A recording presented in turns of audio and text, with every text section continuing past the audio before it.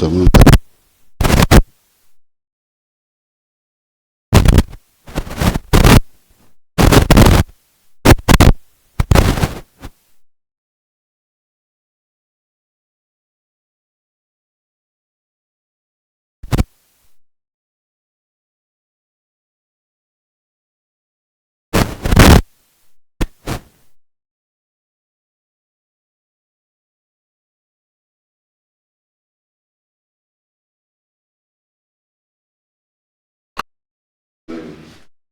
ఆయన ఉపదేశంలో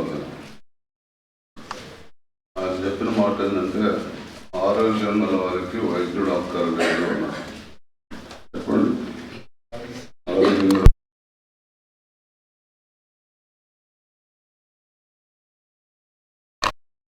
అందరూ అధికారం మొదలుకొని నడినెత్తు వరకు ఘోరమైన వ్యాధి కలిగి ఉన్నారు.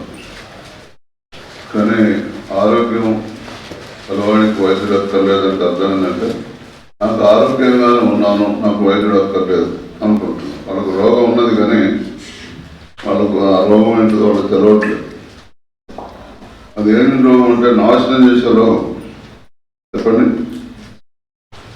ఏం రోగం? ఎవరు మనకు మనం చెడు సలహాలు కానీ చెడు సహవాసాలు కానీ చెడు నడవడి కానీ మనకు ఉండనక్కర్లేదు. కానీ మనకు మనమే నాశనం అయిపోయే మార్గంలో ఉన్నాం. ఎవరు మనం నాశనం చేయనక్కర్లేదు, మనకు మనమే నాశనం అయిపోయే మార్గంలో ఉన్నాం. అందుకొరకు యేసుప్రభువు వచ్చి అంటాడు, నేనే మార్గం, నేనే సత్యం, నేనే జీవం ఉంటాడు. కనుక మీరు నేర్చుకోవాల్సింది ఏంటంటే చదవండి, 36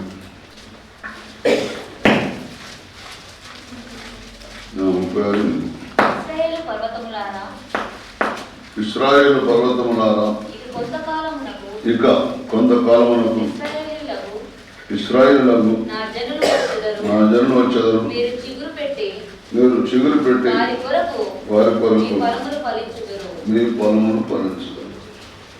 దేవుని స్తోత్రం. చిన్న ప్రార్థన. పరిశుద్ధ మా తండ్రి, మీ మహాభయంకరను బట్టి కృపను బట్టి మీ చేత రక్షించబడి మీ ఆత్మ చేత ముద్రించబడి మీ సేవకు ప్రత్యేకించబడి నేను మీ సేవ ఈ భూమి మీద నీకు మహిమార్థంగా చేయడానికి మా తల్లి గర్భంలో మేము రూపుటకు ముందే, అసలు జగత్తుకు పునాది వేయబడక మునిపే మీలో మమ్మల్ని సంకల్పించుకున్నారు. అనుకున్న సమయంలో మా మొరాలకించి రక్షణ దినమును మనం ఆదుకొని విశ్వాసం కలిగేశారు. ఆ తర్వాత పాపాన్ని గురించి, నీతిని గురించి, తీర్పుల గురించి మమ్మల్ని ఒప్పించారు. బాప్తిస్మములోకి నడిపించారు. మా గత పాపాలన్నీ అగాధ సముద్రంలో పడవేశారు. తండ్రి తన కుమారుడు జారిపడినట్లు మెడలో జారిపడి మా దోషాలన్నీ క్షమించి కనికరించి మా యొక్క పాపముల పట్టిక ఒక పత్రం మీద రాయబడితే ఆ పత్రాన్ని శిలువకు మేకులతో పెట్టి ఆ రాయబడిన ధర్మశాస్త్ర ప్రకారం రాయబడిన మా పాపాలన్నీ మీ రక్తంలో కడిగి తుడిచివేసి మమ్మల్ని మీ దృష్టికి నీతిమంతులుగా తెచ్చి మమ్మల్ని పరిశుద్ధులుగా మార్చడానికి మీ అభిషేకం మాకు ఇచ్చి పరిశుద్ధాత్మ చేత మాకు బోధిస్తూ మీ ఆత్మ జ్ఞానంలో ఎదగాలని, మీతో సమానమైన సంపూర్ణతలోకి రావాలని మా కొరకు అపోస్తులు, ప్రవక్తలు, సువార్తికులు, కాపరులు, ఉపదేశకులని 5 రకాల పరీక్షలను మా కొరకు ఏర్పాటు చేసి ఇంకా మేము పసిపిల్లలమైండి మనుషుల మాయోపవన చేత వంచనతోనూ తప్పు మార్పున కుయుక్తితోనూ కలిపి కూడా ప్రతి ఉపదేశానికి సముద్ర తరంగంలాగా గాలికి ఎగిరిపోయి పొట్టులాగా అటు ఇటు కొట్టుకొని పోకుండా మీరు మమ్మల్ని స్థిరపరిచి వాడుకోవాలని పర్వతములారా అని సంబోధిస్తున్నారు. ఇశ్రాయేలు ప్రజలు మీ దగ్గర రాబోతున్నారు. ఇంకా కొంతకాలానికి మీరు ఫలించి వారిని తృప్తిపరచాలి అని చెప్తున్నారు. ఆ మాట ఇప్పుడు యెహెజ్కేలు గ్రంథం 36:8 ఇశ్రాయేలు పర్వతములారా ఇక కొంతకాలం వరకు ఇశ్రాయేలుకు నా జనులు వచ్చెదరు, మీరు చిగురు పెట్టి వారి కొరకు మీ పొలమును ఫలించుదురు అనే మాట మా జీవితంలో మేము నెరవేరుస్తుంటే మీరు చూసి ఆనందించాలని, మీరు మా పట్ల ఎన్నో ఆశలు కలిగి మీరు చేయవలసిందంతా చేసి దేవా మా కొరకు ఈ భూలోకానికి వచ్చి మిమ్మల్ని మీరు రిక్తులుగా చేసుకొని మరణంలోనే ఉంటే గొప్ప భాగం ఎంచుకొని మనుషుల పోలికగా పుట్టి దాసుని స్వరూపం తెలుసుకొని మరణం పొందగానుక శిలో మరణం పొందినంతగా విధేయత చూపిన వారి మిమ్మల్ని మీరే తగ్గించుకొని మీ తగ్గింపు ద్వారా మేము హెచ్చించబడాలని, మా దారిద్ర్యం నుంచి మా వ్యాధి బాధల నుంచి విడిపించబడి మేము పర్వతంలాగా స్థిరపరచబడి చిగురించాలని మీరు కోరుతున్నారు. నీ ప్రజలైన ఇశ్రాయేలు కొరకు మేము పొలాలు ఫలించాలని, ఎవరికి ప్రేమ లేదో, ఎవరికి దీర్ఘశాంతం లేదు, ఎవరికి దయాలత్వం లేదు, ఎవరికి మంచితనం లేదు, ఎవరికి సాత్వికం లేదు, ఎవరికి విశ్వాసం లేదు, ఎవరికి ఆశానిగ్రహం లేదు, ఇవన్నీ పొలాలు మాలో నుంచి వారు నేర్చుకోవాలని, వారు కూడా ఫలించేవారుగా ఉండాలని, తృప్తిపరచబడాలని అనుకున్నారు. అందుకు అనుగుణంగా మాకు నడుచుకున్న శక్తిని, తగిన జ్ఞానాన్ని సొలొమోనుకు ఇచ్చిన దేవా, మరి జ్ఞాన వివేకమైన హృదయాన్ని దయచేయండి, సహాయం చేయండి, కృప చూపించండి. వాక్యం వింటున్న మేము వాక్యాన్ని మా హృదయం స్థిరపరచుకొని ఇంకా కొంతకాలానికి నీ ప్రజలను, ఇశ్రాయేలు ప్రజలు మా దగ్గర తీసుకురాబోతున్నాం. మేము అప్పటి వరకు స్థిరపడాలి, సత్యంలో చిగురించాలి, ఫలించాలి. అహరోను కర్ర, బాదాము పూలు పూసి పండ్లు కలదాయని రాయబడింది. ఆ విధంగా మేము చిగురు పెట్టాలి, పూలు వేయాలి, ఫలించే వరంగా ఉండాలి. అందుకొరకు మాకు కావలసిన కృప దయచేయండి, మీ కటాక్షం మా మీద ఉంచండి, సహాయించమని యేసును ప్రార్థిస్తున్నాం. ఆమేన్. చూడండి, దేవుని యొక్క వాక్యం చెప్తున్నది, ఇశ్రాయేలు పర్వతములారా, మరి పర్వతాలకు పోలుస్తున్నాడు దేవుడు. పర్వతం అంటే స్థిరంగా ఉండే మనస్తత్వం. చెప్పండి, పర్వతం అంటే స్థిరంగా ఉండే మనస్తత్వం. పర్వతం అంటే కదలని పర్వతం కాదు. పర్వతం అంటే ఏ పని చేయకుండా ఒకడు కూర్చొని తినటం కాదు. పర్వతం అని ఇక్కడ ఎందుకు రాయబడిందంటే, బైబిల్లో పర్వతం అన్నా, చెట్లు అన్నా, అలాగే నది అన్నా, అలాగే తోట అన్నా, అలాగే వనం అన్నా, అలాగే శ్రేష్టమైన గోంజ వృక్షాలు, సరళ వృక్షాలు, దేవదారు వృక్షాలు అని చెప్పిన అన్నీ కూడా క్రైస్తవ సమాజానికి, ఇశ్రాయేలు ప్రజలకి సాదృశ్యంగా వాడబడ్డాయి పదాలు. దేశమన్నా, పట్టణమన్నా క్రైస్తవ సమాజానికి వర్తిస్తుంది అన్నమాట. సాదృశ్యంగా ఎక్కువగా లేఖనాలు మనకు బోధిస్తున్నాయి. ఇశ్రాయేలు పర్వతంలో అంటే ఇశ్రాయేలు దేశంలో పర్వతాలు కాదు. ఇశ్రాయేలు అంటే బాగా పట్టుదలతో ప్రార్థన చేసి స్థిరంగా ఉన్న వారలారా అని అర్థం. పట్టుదలతో ప్రార్థన చేస్తేనే మనం స్థిరపడతాం. నేను ఒక అనుభవశాలి అయిన దైవజనుడు కొన్ని మాటలు రాశాడు. ఆయన అనుభవం 2 గంటలు 3 గంటలు ప్రార్థన చేస్తే ఏం జరుగుతుంది, నువ్వు ఎంతవరకు ఉపయోగపడతావు. 4 గంటలు ప్రార్థన చేస్తే నువ్వు దేని కొరకు ఉపయోగపడతావు. 5 గంటలు రోజుకు ప్రార్థన చేస్తే నేను దేవుడిని ఎలా వాడుకుంటాడు. 6 గంటలు ప్రార్థన చేస్తే రోజు దేవుడిని ఎలా వాడుకుంటాడని ఆయన అనుభవంతో చెప్పాడు అన్నమాట. 3 గంటలు ప్రార్థన చేస్తే నీ సమస్యలు, నీ కుటుంబం, నీ వ్యక్తిగత మటుకే పనిచేస్తుంది. అలాగే 4, అలాగే 5, అలాగే 6 గంటలు ప్రార్థన చేయగలిగితే నన్ను నువ్వు స్థిరపరచుకొని ఎదుటి వారు కూడా స్థిరపరిచే జ్ఞానం ఇస్తాడు దేవుడు. నువ్వు అర్ధగంట, గంట, 2 గంటలు నడిచి నేను సేవకుని అంటే ఫెయిల్యూర్ సేవకులే, ఫెయిల్యూరే. Number 1 failure. నాకైతే ఒక దేశ ప్రధాని దేవుడు చెప్పాడు, ఆయన ఒక 2 సంవత్సరాలు పరిపాలించడం లేదా అతను ఫెయిల్యూర్ అని చెప్పాడు దేవుడు. అక్షరాలు పడ్డాయి. దేవునిక కాదు, అది శ్రీదేవిక కాదు, జ్యోతిక కాదు. నా కళ్ళ ముందే అలాంటి వ్యక్తి పేరు పెట్టి ఫెయిల్యూర్ అని చూశారు ఇంగ్లీష్. ఇక్కడ మనం ఎవరు ఫెయిల్ అంటే 6 గంటలు ప్రార్థన చేయాలి. అసలు 6 గంటలు కాదు, అపోస్తలుల కార్యం 6:4 నేను అసలు అపోస్తలుల కార్య గ్రంథంలో 6:4 అయితే మేము ప్రార్థన యందును వాక్య పరిచర్య యందును ఎడతెగక యుందుమని చెప్పిరి.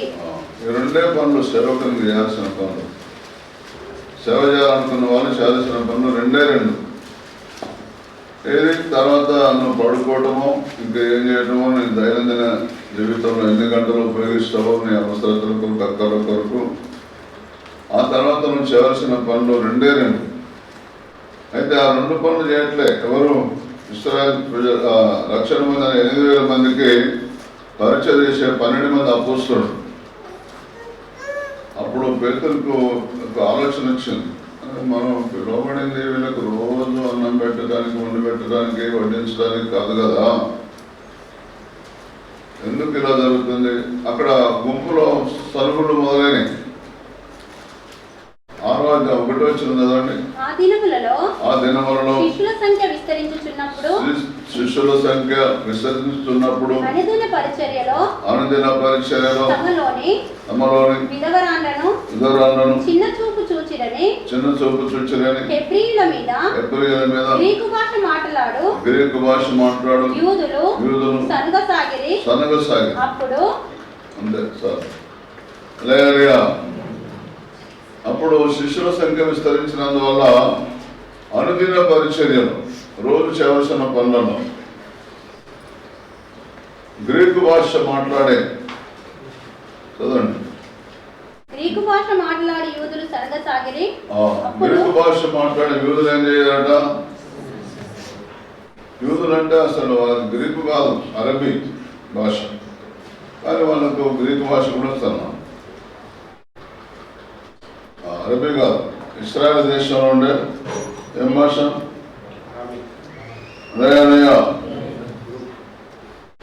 అయితే ఆ భాష కానీ గ్రీకు భాష మాట్లాడే యూదులు సనగసాగింది. సనగటం ఎందుకంటే వాళ్ళ భాషలు వాళ్ళ వీళ్ళకి అర్థమవుతున్నాయి. అరే మన గురించి వాళ్ళు ఎట్లా అనుకుంటున్నారని వాళ్ళు హెబ్రీ భాష, హెబ్రీ భాష వచ్చు, గ్రీకు భాష కూడా వచ్చు, 2 భాషలు వచ్చామంటారు. వాళ్ళు ఏం చేస్తున్నారు? వాళ్ళ మీద సనగసాగుతున్నారు. సనగసాగుతుంటే పేతురు ఈ 12 మంది అపోస్తలులు మరి దేవుని దగ్గరికి వెళ్ళి ధ్యానం చేసిన అన్ని వివరంగా అన్ని రాయటానికి వీలుపడదు. బైబిల్లో అన్నీ రాస్తే అది అసలు భూగోళం కూడా సరిపోదు. దేవుడు చేసిన కార్యాలు రాయబడిన గ్రంథాలు పెట్టడానికి. కనుక అన్నీ మనమే ప్రతి దాన్ని ఒక అక్షరం ఉంటే, ఒక పదం ఉంటే దాన్ని ధ్యానం చేసి దాని వివరణ అంతా దేవుని దగ్గర నుంచి తీసుకోవాలి. మనం వివరణ అంతా దేవుని దగ్గర నుంచి తీసుకొని ప్రజలకు వివరించాలి. ఇప్పుడు చూడండి, పావురాలు విత్తనాలు మాత్రమే తింటాయి. ఆ విత్తనాలని ఇప్పుడు మనం ఒక విత్తనాన్ని మొత్తం పిండి వేస్తే ఎన్ని రేణులుగా విభజించబడుతుంది. అలా తల్లి గర్భంలో అది అరిగిపోతుంది ఆహారం. అరిగిపోయిన ఆహారాన్ని తీసుకొచ్చి పిల్లల నోట్లో కక్కుతుంది. మొత్తం అది నోరు తెస్తుంది, కక్కేస్తుంది. మొత్తం తిన్నదంతా కనుకొని మొత్తం ఆ రేణువులాగా ఉన్న ఆ జావాను పిల్ల కడుపులో కక్కుతుంది. కక్కితే మీలాగా మనలాగా ఊయదు, కొద్దిగా ఊయదు, అట్లా మొత్తం మింగేస్తుంది. ఒక నెల రోజులనే తల్లి అయిపోతుంది. పావురం ఒక కావాలంటే పెంచుకొని చూడండి. ఒక నెల రోజుల్లోనే తల్లంతా అయిపోతుంది. యేసు యొక్క శిష్యులు 3.5 సంవత్సరాలు ఆయన పెట్టున్నారు. 3.5 సంవత్సరాల్లోనే వాళ్ళు యేసులాగా తయారైపోయారు. యేసు ఎవరో గుర్తుపట్టడం లేరు అని 30 వెళ్ళినారని మాట్లాడుకున్నారు. మనం ఒకరిని చంపితే మనం యేసు చంపాలని పేదలు చంపితే ఎట్లుంటుంది, వాళ్ళ ప్లాన్ అంతా ఫెయిల్ అవుతుంది. ఒకసారి నక్సలైట్లు గోదావరి కింద అలాగే చంపారు పాపం ఒక అబ్బాయి. పలానా సురేష్ అనుకోండి, ఆ బదానికి వచ్చి సురేష్ ఎవరు అన్నాడు, పలానాడు వాడిని పిలుచుకోరా పలానా పిలుచుకో టప్ కాల్చి పడేసాను. అసలు మనం కాల్చవలసిన సురేష్ ఆయన కాదు, ఇంకొక అబ్బాయి. నేను ఎగ్జాంపుల్ చెప్తాను. సురేష్ అని వేరే అసలు పేరు ఎవరిని అలా చెప్తాను. మన తర్వాత మనం క్షమించండి, మేము పొరపాటు పడ్డాం, ఇది సురేష్ కాదు ఇంకో సురేష్ అని నక్సలైట్లు మనం ప్రకటన చేసాం. అట్లా జరుగుతుందని అందరూ సాత్వికంగా, అందరూ దీనత్వమే. కోపం వచ్చినప్పుడు పెద్ద పిల్లగా కనపడతారు కావచ్చు, మనకు తెలియదు. ఇక కోపం లేనప్పుడు మీలాగా నమ్రత, వినయం, విధేయత, లేకపోతే ఆధారం గుడికి వచ్చినప్పుడు ఎట్లుంటారో, లేకపోతే పెద్దల ముంగట ఎట్లుంటారో అట్లుంటారు. మేము పెద్దలు సాటుగానే మనం పెద్ద పుల్లు, చెత్త పుల్లే, నక్కలే, కుక్కలే, బర్రెలు బర్రెలంటే బర్రె తిని బర్రెమైన పడినావు అంటారు. కుక్కదంటే ఎంత చెప్పినా కూడా కుక్కతో వంకరే అనమాట. లేదా కుక్క తన వాంతికి తిరిగినట్టు కుక్క కప్పుతుంది, మళ్ళీ అదే లోపల తీసుకుంటారు అనమాట. నక్క అంటాడు, యేసు ప్రభు అంటాడు, ఆనాటి ఫరో రాజు విషయంలో ఉద్దేశించి ఆ నక్కతో ఇలాగ చెప్పుడు అంటాడు. నక్క ఇది ఒక అడవి లాంటిది, మనం క్రూర మృగాలు లాంటి వారు, కొంతమంది తోడేలు లాంటి వారు, గొర్రె చర్మంగా కొన్ని తోడేలు అంటారు. నన్ను చూపించండి ఒక సంఘంలో, చెప్పాను, అయ్యా పాస్టర్ గారు ఆయన నన్ను తోడేలా చూపించిండు, ఆయన గురించి కొద్దిగా జాగ్రత్తగా ఉండండి. మళ్ళీ అయ్యగారి దగ్గర వచ్చినప్పుడు అయ్యగారిని కాగలించుకున్నట్టే మాట్లాడతాడు, అంత ప్రేమ చూపెడతాడు. మళ్ళీ విశ్వాసుల దగ్గర తోడేలాగుంటాడు. అట్లుంటారు. జాగ్రత్తగా వాక్యం అంటే అంటున్నాను. ఇశ్రాయేలు పర్వతములారా, ఇక కొంతకాలం పర్వతములారా అంటే పట్టుదల ద్వేషిస్తేనే మీరు స్థిరంగా ఉంటారు. సత్యమైన బోధన ప్రార్థన లేని వారు ఎవరు కూడా, ఇశ్రాయేలు అని యాకోబుకి ఎప్పుడు పెట్టిండు, యెహోవా దగ్గర వాళ్ళ అన్నకు భయపడి తిరిగి ప్రయాణమే ఆశ్రయించబడి తిరిగి వచ్చేటప్పుడు అన్నయ్య మా అన్నను మోసం చేసి ఆశీర్వాదాలు కొట్టేసిండు కదా. ఆ కోపంతో మళ్ళీ అన్నగా అంతగాక తల్లిదండ్రులు అన్న కానాని స్త్రీని పెళ్లి చేసుకున్నందుకు తల్లిదండ్రులు కొద్దిగా అసహించుకొని కొద్దిగా అప్పటి నుంచి వేరే నీ మాంసం వద్దు, నీ మటన్ వద్దు, నీ చికెన్ వద్దు, నీ అడవి మృగాలు వద్దని మాకేమొద్దని అప్పుడు అసహించుకున్నాడు కదా. రెండు ఇద్దరులలో మోసపోయాడు. ఎవరు? ఏషా. మళ్ళీ ఇప్పుడు ఎంత కోపంతో ఉంటాడో కరువు వేస్తున్నాడు. దేవా నన్ను ఎట్లయినా మా అన్న చేతుల నుంచి తప్పించాలి అని ఆ మందలు కూడా 3 భాగాలు విభాగించాడు. అన్నం కొరకు ఇవ్వాల్సిన మంద ఒక మంద, తర్వాత అన్నం ఒకవేళ కోపం నుంచి గుంజుకుంటే ఒక మంద, ఒకవేళ కవకు పంచి గుంజుకుంటాక మరి నాకు తను కూడా మంద మిగలాలి కదా, అదొక మందాన్ని మహా ఉపాయాలతో పెట్టాడు. అయినా సరే ఆ ఉపాయాల మీద ఆయనకు నమ్మకం లేదు. అన్నెక్కడ చంపుతాడు అని రాత్రంతా నువ్వు నన్ను ఆశీర్వదిస్తేనే కానీ నేను విడవను. ఆశీర్వాదం అంటే భార్య పిల్లలు ఉన్నారు, ఆశీర్వాదం అదే ఆశీర్వాదం కాదు. ఆశీర్వాదం అంటే నరుని ఆయుష్ 70 సంవత్సరాలు, అధిక బలం ఉంటే 80 సంవత్సరాలు, అది ఆశీర్వాదం. ఎంతమంది పాస్టర్లు 50కి, 60కి, 40కి, 30కి చచ్చిపోట్లు చుట్టలేదు మనం అన్నారు. మన ముందు జాగ్రత్తగా వినండి. ఆశీర్వాదం అంటే అన్ని రకాలుగా సమృద్ధి ఉండాలి మనకు, దాన్ని ఆశీర్వాదం అంటారు. అది అయ్యగారిని ఆశీర్వదిస్తే వచ్చేది కాదు. అది అంటున్నారా? అయ్యగారిని ఆశీర్వదిస్తే వచ్చేదైతే మొత్తం దేశం ఎప్పుడూ బాగుపడేది. అయ్యగారిని ఇస్తే అది మన నడవడి బట్టి, మన ప్రవర్తన బట్టి వస్తుంది ఆశీర్వాదం. దినకరణయ్య గారు అంటాడు, ఈ మాట ఉపయోగిస్తాడు, మీరు దేవుని వాక్యానికి లోబడకపోతే, దేవుని వాక్యం విని ఆ పక్కన మీరు నడవకపోతే, భూమి మీద ఉన్న సేవకులందరూ మీ కొరకు ప్రార్థన చేసినా మీరు ఆశీర్వదించబడరు అంటాడు. ఆయన అంటాడు. నేనంట మీరు కనుక దేవుని వాక్యాన్ని నీ హృదయంలో తెలుసుకొని నా దగ్గరకు వచ్చి వాక్యం ఉంటాను కదా, ఆశించబడకపోతే నాకంటే ఎంత పెద్ద దేవుని సేవకుని దగ్గరికి పోయి ప్రార్థన చెప్పించుకొని నీకు ఒరిగేది ఏమీ లేదు. నేను చెప్పిన వాక్యానికి తోసివేసి నువ్వు ఏ సేవకుని దగ్గర పోయి నువ్వేం ఆశ్రయించబడవు. ఎందుకంటే నేను చెప్పేది నా వాక్యం కాదు, నా మాట కాదు, దేవుని మాట. నేను చేయబోద నాది కాదన్నాడు వేసుకోడు, నన్ను పంపిన వాడిని అంటాడు. నేను కూడా చేసే బోధ నాది కాదు, నన్ను పంపిన వాడిదే. కనుక నేను కూడా అంత ఖండితంగా చెప్పగలను. నేను చెప్పిన బోధ మీరు వినకుండా ఇంకా నాకంటే పెద్ద పాస్టర్ ఉన్నాడంట. ఎక్కడో బెల్లంపల్లి ఉన్నాడు, మరి హైదరాబాద్లో ఉన్నాడు, మరి మెదకులో ఉన్నాడు, మరి మద్రాసులో ఉన్నాడు, మరి సౌత్ కొరియా దక్షిణ కొరియాలో ఉన్నాడు, మరి ఇస్రాయల్ దేశంలో ఉన్నాడు. నాకు తెలియదు, మీకు తెలుసు మీకు అనుభవం కదా. నాకంటే గొప్పడు ఎక్కడైనా ఉంటాడు. దేవుని దగ్గర నుంచి తీసుకున్న వాక్యాన్ని దేవుని జ్ఞానంతో వివరించే సేవకుడు ఎవరు చెప్పినా వినాలి.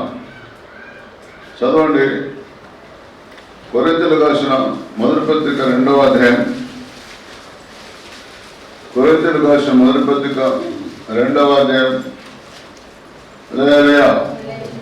దేవుని యొక్క వాక్యం చెప్తున్నది 11వ వచనం. ఒక మనుషుని సంగతులు అతనిలో ఉన్న మనుష్యాత్మకే గాని మనుషులో మరి ఎవరికి తెలియను?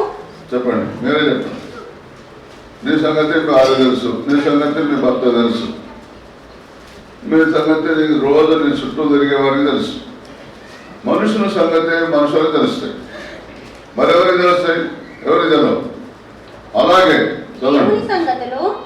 దేవుని సంగతులు దేవుని ఆత్మకే గాని మరెవరికి తెలియదు. దేవుని సంగతులు దేవుని ఆత్మకే తెలుస్తాయి. కొంతమంది చూడండి, వాళ్ళు సేవ చేస్తున్నారు, ఆత్మని దగ్గర రాగారు. వాళ్ళకి బాగుపడే సంగతులు, స్వస్థత పొందే సంగతులు, పైకొచ్చే సంగతులు, అభివృద్ధి పొందే సంగతులు, సంఘానికి క్షేమంగా ఉంచే సంగతి, వారు క్షేమంగా ఉండే సంగతి వాళ్ళకి తెలియదు. ఆత్మ లేని వారికి ఆత్మ ఉండి ప్రత్యక్షత లేని వారు కూడా తెలియదు. ఆత్మ ఉండి ప్రత్యక్షత ఉండి అర్థం తెలవని కూడా తెలియదు. ఆత్మ ఉంటే సరిపోదు, ప్రత్యక్షత ఉంటే కూడా సరిపోదు. ఆ వాక్యాన్ని ఇప్పుడు చదవండి, తర్వాత కంటిన్యూ చదవండి. దేవుని వలన మనకు దయచేయబడిన వాటిని బాగానండి. దేవుని వలన మనకు దయచేయబడిన వాటిని నీకు దర్శనం వచ్చిందో, నీకు కళ వచ్చిందో, నీకు వాక్యం వచ్చిందో, దేవుని వల్ల నీకు ఏ వరం ఇవ్వబడిందో, ఏ తలాంతి ఇవ్వబడిందో, ఏ జ్ఞానం ఇవ్వబడిందో, ఏ బుద్ధివాక్యం ఇవ్వబడిందో, ఏ జ్ఞానం ఇవ్వబడిందో వాటిని తెలుసుకోవాలి. తెలుసుకోవడానికై మనం లౌకికంగా లోక సంబంధమైన అంతకుముందు మనలో ఉన్న దేశపుడు రాకముందు మనలో ఉన్న ఆత్మ కాక దేవుని యొద్ద నుండి రావాలి ఆత్మ అనేది. అంతకుముందు మనుష్యాత్మ ఉన్నది. మనుష్య ఆత్మని మనం బైవచనం చదువుకున్నాం. మనుషుల సంగతులు మనుషులు ఉన్న ఆత్మకే కానీ మరెవరికి తెలియను. అలాగే దేవుని సంగతులు దేవుని ఆత్మకే కానీ మరెవరికి తెలియదు. చదవండి ఇప్పుడు కంటిన్యూ. వారికి ఇప్పుడు ఇది అనాలని చేసుకోండి. నీకు దేవుడు ఏం నేర్పిస్తాడో దాన్ని బట్టి నీ సేవ ఉంటుంది. ఆత్మ సంబంధమైన సంగతులను మళ్ళీ చదవండి. మనుష్య జ్ఞానం నేర్పుతో మాటలు కాక ఆత్మ సంబంధమైన సంగతులను ఆత్మ సంబంధమైన సంగతులు తనగా నీకు దర్శనం వచ్చింది, అది వాక్యానికి అనుగుణంగా ఉండాలి. నీకు కళ వచ్చింది, అది వాక్యానికి అనుగుణంగా ఉండాలి. ఆత్మ సంబంధమైన సంగతులతో సరిచూచు ఆత్మ నేర్పే మాటలే బోధించాలి సంఘానికి. మన సొంత బోధన చేయకూడదు. సొంత బోధనలు చేసే వాళ్ళ దగ్గరికి నేను అసలే పోను. మదాలు రక్షించబడేప్పటికీ అయ్యగారు నువ్వే బాప్తిసం ఇచ్చాను, నువ్వే పంపించను అని కూడా అంటున్నారు కొంతమంది. నేను బాప్తిసం ఇచ్చినా, నేను పంపించినా, ఇప్పుడు నేను చెప్పిన బోధ ప్రకారం లేదు. నీ ప్రవర్తన నా వాక్యాన్ని అంగీకరించే రీతిగా నడవడి లేదు కనుక నేను నీ దగ్గరికి రాను. యేసు రాడు. యేసు వచ్చిండు అనుకుంటున్నావు. యేసు వస్తే నీ సేవ అట్లా ఉండదు. యేసు ప్రభు సరే, యేసు ప్రభు పాలుతలో ప్రవేశించే కానాను దేశం నడిపిస్తాను వాగ్దానం చేశాడు. వాగ్దత్త భూమిలో ప్రవేశిస్తానని. చేరిన వారు ఎవరైనా చెప్పండి, ఇప్పుడు చెప్పండి ఆయన జవాబు. మరి తోడు లేడా? అగ్ని స్తంభంగా లేడా? మేఘ స్తంభంగా లేడా? ప్రతిరోజు లేడా? పోషించలేదా? సంరక్షించలేదా? అవసరత తెచ్చలేదా? అక్కర తెచ్చలేదా? ఆపదొస్తే వారిని ఆపద నుంచి బయటికి తీసుకురాలేదా? నీళ్లు కావాలంటే బండల నుంచి మధుర జలాలు ఇవ్వలేదా? ఆకాశం నుంచి మన్నా ఇవ్వలేదా? అవన్నీ సబ్బగా ఉన్నాయంటే మటన్ కావాలంటే పూరీలను విస్తారంగా పాలను కురిపించలేదా? రాళ్ళలా పడేట్టు పడ్డాయి వచ్చి పూరీలు 3 ఎత్తుపడ్డాయి, ఇంత ఎత్తుపడ్డాయి. ఇవన్నీ తింటావో తిను. అగుడు పడ్డట్టు అటు కాల్చుకున్నారో ఎట్లా చేసిందో పొట్ట పేగులు తీసిందో తీరదని జరగదు. కానీ అట్లా ఏలు పెడితే పిట్ట తలకాయ జరుగుతుంది గొంతులు అక్కడ. వాళ్ళు వాళ్ళ వాళ్ళ వాళ్ళు తిన్న భోజనం అరగక ముందే దేవుని ముగ్గులతో వాళ్ళ మీదకి వచ్చింది. కొంతమంది ఫంక్షన్ల మటన్ చికెన్ కడుతుంటే నెట్లో ఉరికిపోయి వేసుకుంటాం. మనం పస్స పస్స పస్స పస్స పస్స పస్స మనం దొరకదు మనం దొరకదు. చూడండి, అబద్ధం కాదు. బఫ్ సిస్టమ్ పెట్టాలి కానీ వాళ్ళకి సమరమే. ఇంకా బఫ్ సిస్టంలో మీరే వేసుకోండి అంటే ఇంకా సమరం. ఇంకా తృప్తిగా ఏం తినాలో తెలియదు, అన్నీ వేసుకుంటారు. కొంతమంది వదిలిపెట్టిపెట్టేలు కూడా ఉంటారు. దాంట్లో పడేసి సగం ముక్కలు. మరి ఏం క్రైస్తవులో, ఏం పాస్టర్లో, ఏం భక్తులు నాకేమన్నా ఎంత పెట్టించుకుంటే దాంట్లో ముక్కలు తొడలు ఇంత పొడిగి అన్నీ పడేసిపోతున్నా. నేను కూడా అంటే ఇవన్నీ దేవుడు చూడాలనుకుంటున్నారా? లేదుయా. దేవుని యొక్క వాక్యం ఏం చెప్తుందో జాగ్రత్తగా వినండి. ఏం చెప్పింది ఇప్పుడు దేవుని యొక్క వాక్యం? మీరు దేవుని ఆత్మ మీతో మాట్లాడితేనే ఆ మాట ఇంకొకరు చెప్పాలి. దేవుడు ఆత్మ మీకు చెబితేనే చెప్పాలి. సొంత బోధన చేస్తే మాత్రం నీ స్వకీయ మహిమ కొరకే నువ్వు వెతుకుతున్నావు. దేవుడు నీకు తోడు ఉండడు. సొంత మాట, సొంత బోధనలు, వారి మీద లేదుకొని భారామప్పుడు మందిరం కట్టుకుంటున్నాం సందాలు ఇవ్వండి, మీటింగ్లు పెట్టుకుంటున్నాం సందాలు ఇవ్వండి, క్రిస్మస్ వచ్చింది స్వీట్లు తేయండి, చికెన్ తేయండి, మటన్ తేయండి, వనభోజనాలు పోదాం. ఏ భోజనాలు? వనభోజనాలు పోయే సంఘాలు ఉన్నాయి. అడ్రస్ ఏమంటే ఇస్తారు. నిజమాబద్ధం అడిగారండి, పోయిరండి. లేకపోతే 1 సంవత్సరం ఆ సంఘంలో ఉండండి. మిమ్మల్ని కూడా వనానికి భోజనం తీసుకుపోతారో లేదో చూడండి. వింటున్నారా? చిలకరింపు సంఘాలు ఉన్నాయి చూడండి. దాంట్లో పంపిస్తారు. చిలకరింపు ఉంటుందో ఉండదో చూడండి. ద్రాక్షరసం కూడా రెడీమేడ్ తీసుకురాకూడదు. డబుల్ రొట్టెలు తెస్తున్నారు. డబుల్ రొట్టె తెచ్చి సంఘాలు లేవా? డబుల్ రొట్టె ఎంత తయారు చేస్తారో చూడుకో. అక్కడ పెద్ద ఫ్యాక్టరీలు అయితే పర్వాలేదు, చిన్నోళ్ళు అయితే దాంట్లో కాళ్ళతోటి దొక్కుతారు మట్టి దగ్గరట్టు. అడగండి, కావాలంటే బేకరీలో పనిచేసిన అడగండి, మట్టి దగ్గర దొక్కుతారు ఆ పిండిని. అసలు తీసుకొచ్చి పెట్టండి. రెడీమేడ్ ద్రాక్షరసం కూడా దొరుకుతుంది, తీసుకొచ్చి పోయండి. మేము అదే నేర్పినాం, మా దగ్గర అదే నేర్పినాం. మరి మీరు ఎందుకు అట్లా చేస్తారు? మేము ఇంకా మొదలెట్టదండి. ఇంకా మేము పెట్టిస్తే కదా అట్లా మొదలుపెట్టేది. చూడండి, పెట్టించినాక నేను చెప్పినట్టు మొదలు పెడతారో చూడండి. రొట్టెచ్చే ప్రోగ్రాం అయిపోతుంది, అది కూడా అభిషేకం అవుతుంది. ఇక అదైనాక మీరు అట్లా చేస్తారో లేదో చూడండి. మరి మేము అదే నేర్పినాం ఇక్కడ మీకు. మరి ఎందుకు అట్లా చేయడానికి మీ మనసు వస్తుంది? ఆత్మ నేర్పు మాటలతోనే చదవండి. అదే అట్లా ఉండాలని సేవకుడు అయితే, సేవకురాలు అయితే. ఆత్మ నీకు చెబితేనే. హెచ్కేలు భక్తుల్ని దేవుడు ఆ ఎముకల లోయలోకి తీసుకెళ్ళి ఏమడుగుతున్నాడో 5వ వచనం చదవండి. 37:5. 38 అయిందా? చదవండి 6వ వచనం 5, 6 చదువు. చదవండి. హల్లెలూయా. ఈ ఎముకలకు ప్రభువైన యెహోవా సెలవిచ్చినదేమనగా, మీరు బ్రతుకున్నట్లు నేను మీలోనికి జీవాత్మను రప్పించుచున్నాను. చర్మము కప్పి మీకు నరములనిచ్చి మీ మీద మాంసము పొదిగి చర్మము మీ మీద కప్పెదను.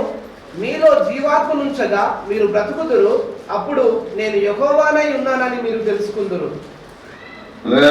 ఇప్పుడు 4వ వచనం చదవండి. అందుకాయన ప్రవచనం ఎత్తి, ఎండిపోయిన ఈ ఎముకలతో ఇట్లనము, ఎండిపోయిన ఎముకలారా యెహోవా మాట ఆలకించుడి. చూసిన అక్కడ మీరు మంచిగా అర్థం చేసుకోండి. 4వ వచనం, దేవుడు ప్రవచనంలో ఏం పలకాలనో ఆ మాట ముందు స్పష్టంగా ఆయనకు బోధిస్తున్నాడు. ఏమని? అందుకు ఆయన అనగా దేవుడు హెచ్కేలు ప్రవచనమెత్తు, ఎండిపోయిన ఎముకలతో ఇట్లాను, ఎండిపోయిన ఎముకలారా, ఎండిపోయిన ఎముకలారా యెహోవా మాట అని ముందు చెప్పిండు ఆయన. అవునా? 4వ వచనంలో ఏ ప్రవచనం చెప్పాలో చెప్పిండా, లేకపోతే కళ్ళ మూసుకొని దగ్గర అంటున్నాడా? మాట్లాడలేదు. ఇప్పుడు 3వ వచనం చదవండి, మీకు ఇంకా అర్థం.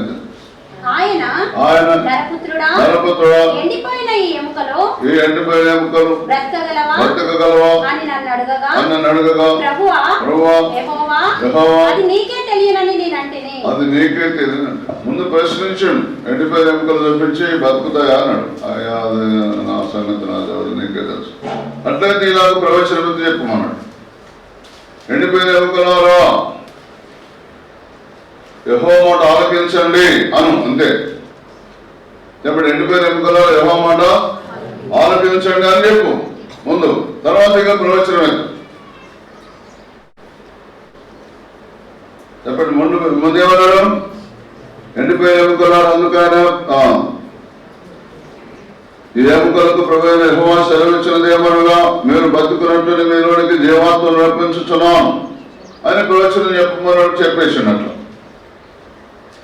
నీవు ప్రవచనం చెప్పినా, నువ్వు వాక్యం చెప్పినా అది ముందు దేవునికి బోధించాలి. లోక సంబంధం టీచర్స్ ఉంటారు, లెక్చరర్ గారు ఇక్కడ ఉన్నాడు. ఇవాళ పిల్లలకు పాఠం చెప్పాలి. ముందే ఆ పాఠం అంతా ముందు మీరు ప్రిపేర్ అవుతారా, గుడ్డి వచ్చి మొదలు పెడతారా? ముందు అడ్వాన్స్ గా ప్రిపేర్ అవుతారా? లేకపోతే సినిమాలు చూడండి, సినిమా షూటింగ్ చూడండి, లేకపోతే డ్రామా చూడండి. డ్రామా ముందు రిహార్సల్ వేస్తాం, 2 నెలలు వేసి ఒక్కరోజు నాటకం వరకు నెలలు రిహార్సల్ ఉంటుంది, తెలుసా మీకు? ఆ సినిమా టేకింగ్ లో కూడా అంతే. సినిమాలో కూడా అమ్మ ఆయన తిట్టామంటే తిడుతుంది, దాంట్లో జీవం లేదు, కట్ అంటాడు.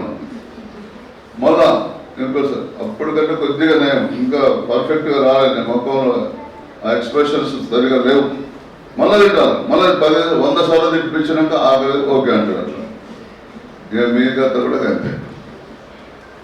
ముందు నేర్చుకో దేవుడి దగ్గర, ముందు నేర్చుకో. ఆత్మ ఉన్న దగ్గర పోయి ఇష్టం వచ్చినట్టు ఆత్మ ఉంటే సేవ జరుగుతుందా? మరి ఆత్మ ఉన్న దగ్గర దావీదుకు లేదా ఆత్మ? దావీదు ఎవరిని ప్రార్థన చేస్తాడు తెలుసా? 19వ కీర్తన కానీ, 5వ కీర్తన కానీ, 38వ కీర్తన కానీ, 6వ కీర్తన కానీ, యెహోవా నా కొరకు పోయించున్న వారిని బట్టి నేను నిత్యానుసారంగా నీ మార్గమునకు స్పష్టంగా కనపరచమన్నాడు. కనపరచమన్నాడు లేదా? మరి నువ్వు వినడం అన్నా, నువ్వు సేవ చేయాలి, నాకు స్పష్టంగా కనపరచునా అన్న వినడం లేదు, అనలేదు, అవసరం లేదు. మనం మేడం పంపిస్తే సంతోషంగా లేకపోతే తిట్టుడన్నా, అక్కడ మంచిగా విశ్వాసాలు ఉంటేనేమో సంతోషంగా పోతుంది, మన దాంట్లో 10 మందిని పోగొట్టుకుంటుంది. ఇక ఏమి లేని వాళ్ళ దగ్గర పంపుతారేమో, చూసినా మేడం దగ్గర అంత స్వార్థం లేదంటే కదా, నన్ను మొదటి నుంచి అంతే, నా మీదనే ఒక కన్నేసి ఉంటుంది, నన్ను ఎక్కడ ఉంచాను అక్కడ వస్తాను అనేటోళ్ళు లేరా? ఎక్కడ లేరా అంటే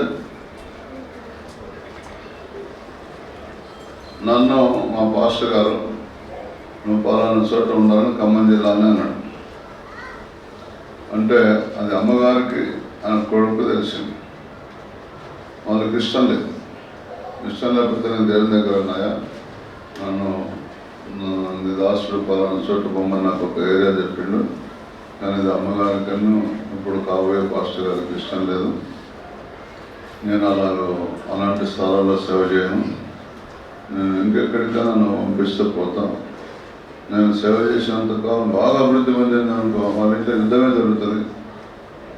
ఇంకా అభివృద్ధి పొందలేదు అనుకో, అయినా యుద్ధం జరుగుతుంది. నేను చెప్తే విన్నావు, నీ ఇష్టం వచ్చినట్టు నా పెరిగాను అక్కడికి, అంతా చెదిరిపోయింది. ఉన్న నలుగురు కూడా రావటం లేదు గుడికి. అలాంటి మా సంఘాలు ఉన్నాయి, మా దగ్గర కూడా అలాంటి సంఘాలు ఉన్నాయి. అక్కడ అడుగుబడితే అక్కడి నుంచి మళ్ళీ మా చొప్పుదలకి రావడం బంద్, నెలకు ఒకసారి కూడా బంద్. అంతకుముందు వాళ్ళతో నాకు మంచి కాంట్రాక్ట్ ఉండేది. ఇప్పుడు శరీరానుసారంగా తయారు చేసాను, విరోధంగా తయారు చేసాం. మనం శరీరానుసారంగా ఉంటూ ఉండని ఎప్పటికైనా మళ్ళీ విరోధంగా తయారు చేసాం, భగవాన్ అక్కడ తయారు చేసాం. అక్కడ పోయిన పాస్టర్, అదే ఆ పాస్టర్ అక్కడ పోకపోతే వాళ్ళు నాకు విరోధంగా ఉండకపోదు, అనుకూలంగానే ఉండేవాళ్ళు. ఏం చెప్పిండో అలాగే నేను దేవా మరి వాళ్ళిద్దరికి ఇష్టం లేదు కనుక మరి నేను అక్కడ అప్పుడు నాకు కరీంనగర్ జిల్లాకు పంపించాను. కరీంనగర్ జిల్లా పంపిస్తే మళ్ళీ వాళ్ళని పిలిచిన ఇక్కడికి చూసి బాధపడ్డాను. అబ్బా ఇటువంటి మనిషి అక్కడే ఉంటే మాకు ఎంతో మంచి పేరు వచ్చేది అనుకున్నాను. వచ్చాను, ఎవరికైతే ఇష్టం లేదో ఆయన పిలిపించాను. ఇష్టం ఉన్న ఆయన పిలిపించాను, నన్ను అటు పంపించాను, భాషను పిలిపించాను, ఆయన బోధ చేసాను. ఆ తర్వాత నన్ను అక్కడ పెట్టొద్దు అనే మనసున్న మనిషిని కూడా పిలిచాను. ఆయన చూసి బాధపడ్డాడు, చాలా బాధపడ్డాడు. మనం సంతోషించాను. ఇక్కడ సేవ బాగా జరిగింది, సంతోషించాడు. అయ్యో ఈ మనిషి మా దగ్గర ఉంటే నాకు ఇంకా 30, 40, 50 సంఘాలు, ఇంకా 1,00,000 మంది రక్షించబడేవారు అక్కడ బాధపడ్డాడు. చేతులు గారిన తర్వాత ఆకలి పడుకుంటే మీరు దేవుని దగ్గర నేర్చుకోగలిగితేనే సేవ చేయండి. దేవుని దగ్గర నేర్చుకుంటేనే సంఘాలకు పోండి. సొంత బోధలు, యూట్యూబ్ బోధలు, ఇంటర్నెట్, ఫేస్బుక్ బోధలు, ఇంకా ఇంతకుముందు ప్రసంగ మాల, ఏం మాల? ప్రసంగ మాల అంట. మాలేసుకొని ఒక వారం ఒక ప్రసంగం, ఒక వారం ప్రసంగం చేయండి.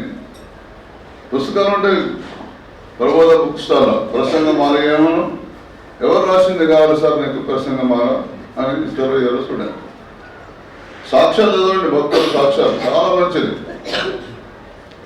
మంచిది. లేకపోతే సేవ ఫెయిల్ అయిపోతుంది.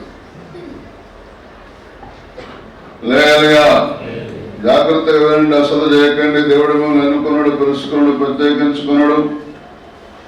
మీరు సేవ చేస్తే ఎలా చేయాలంటే అగ్గై 1:8 ప్రకారం సేవ చేయాలి. అగ్గై 1:8 ప్రకారం సేవ చేయాలి. చదవండి. పర్వతం ఎక్కాలన్న. ఇంతకుముందు పర్వతంలారా అన్నాడు. నువ్వే పర్వతం, ఇంకా పర్వతాలు లేవా? నువ్వు ఒక్కదానే పర్వతమా? ఇంకా పర్వతాలు లేవా? పర్వతములెక్కి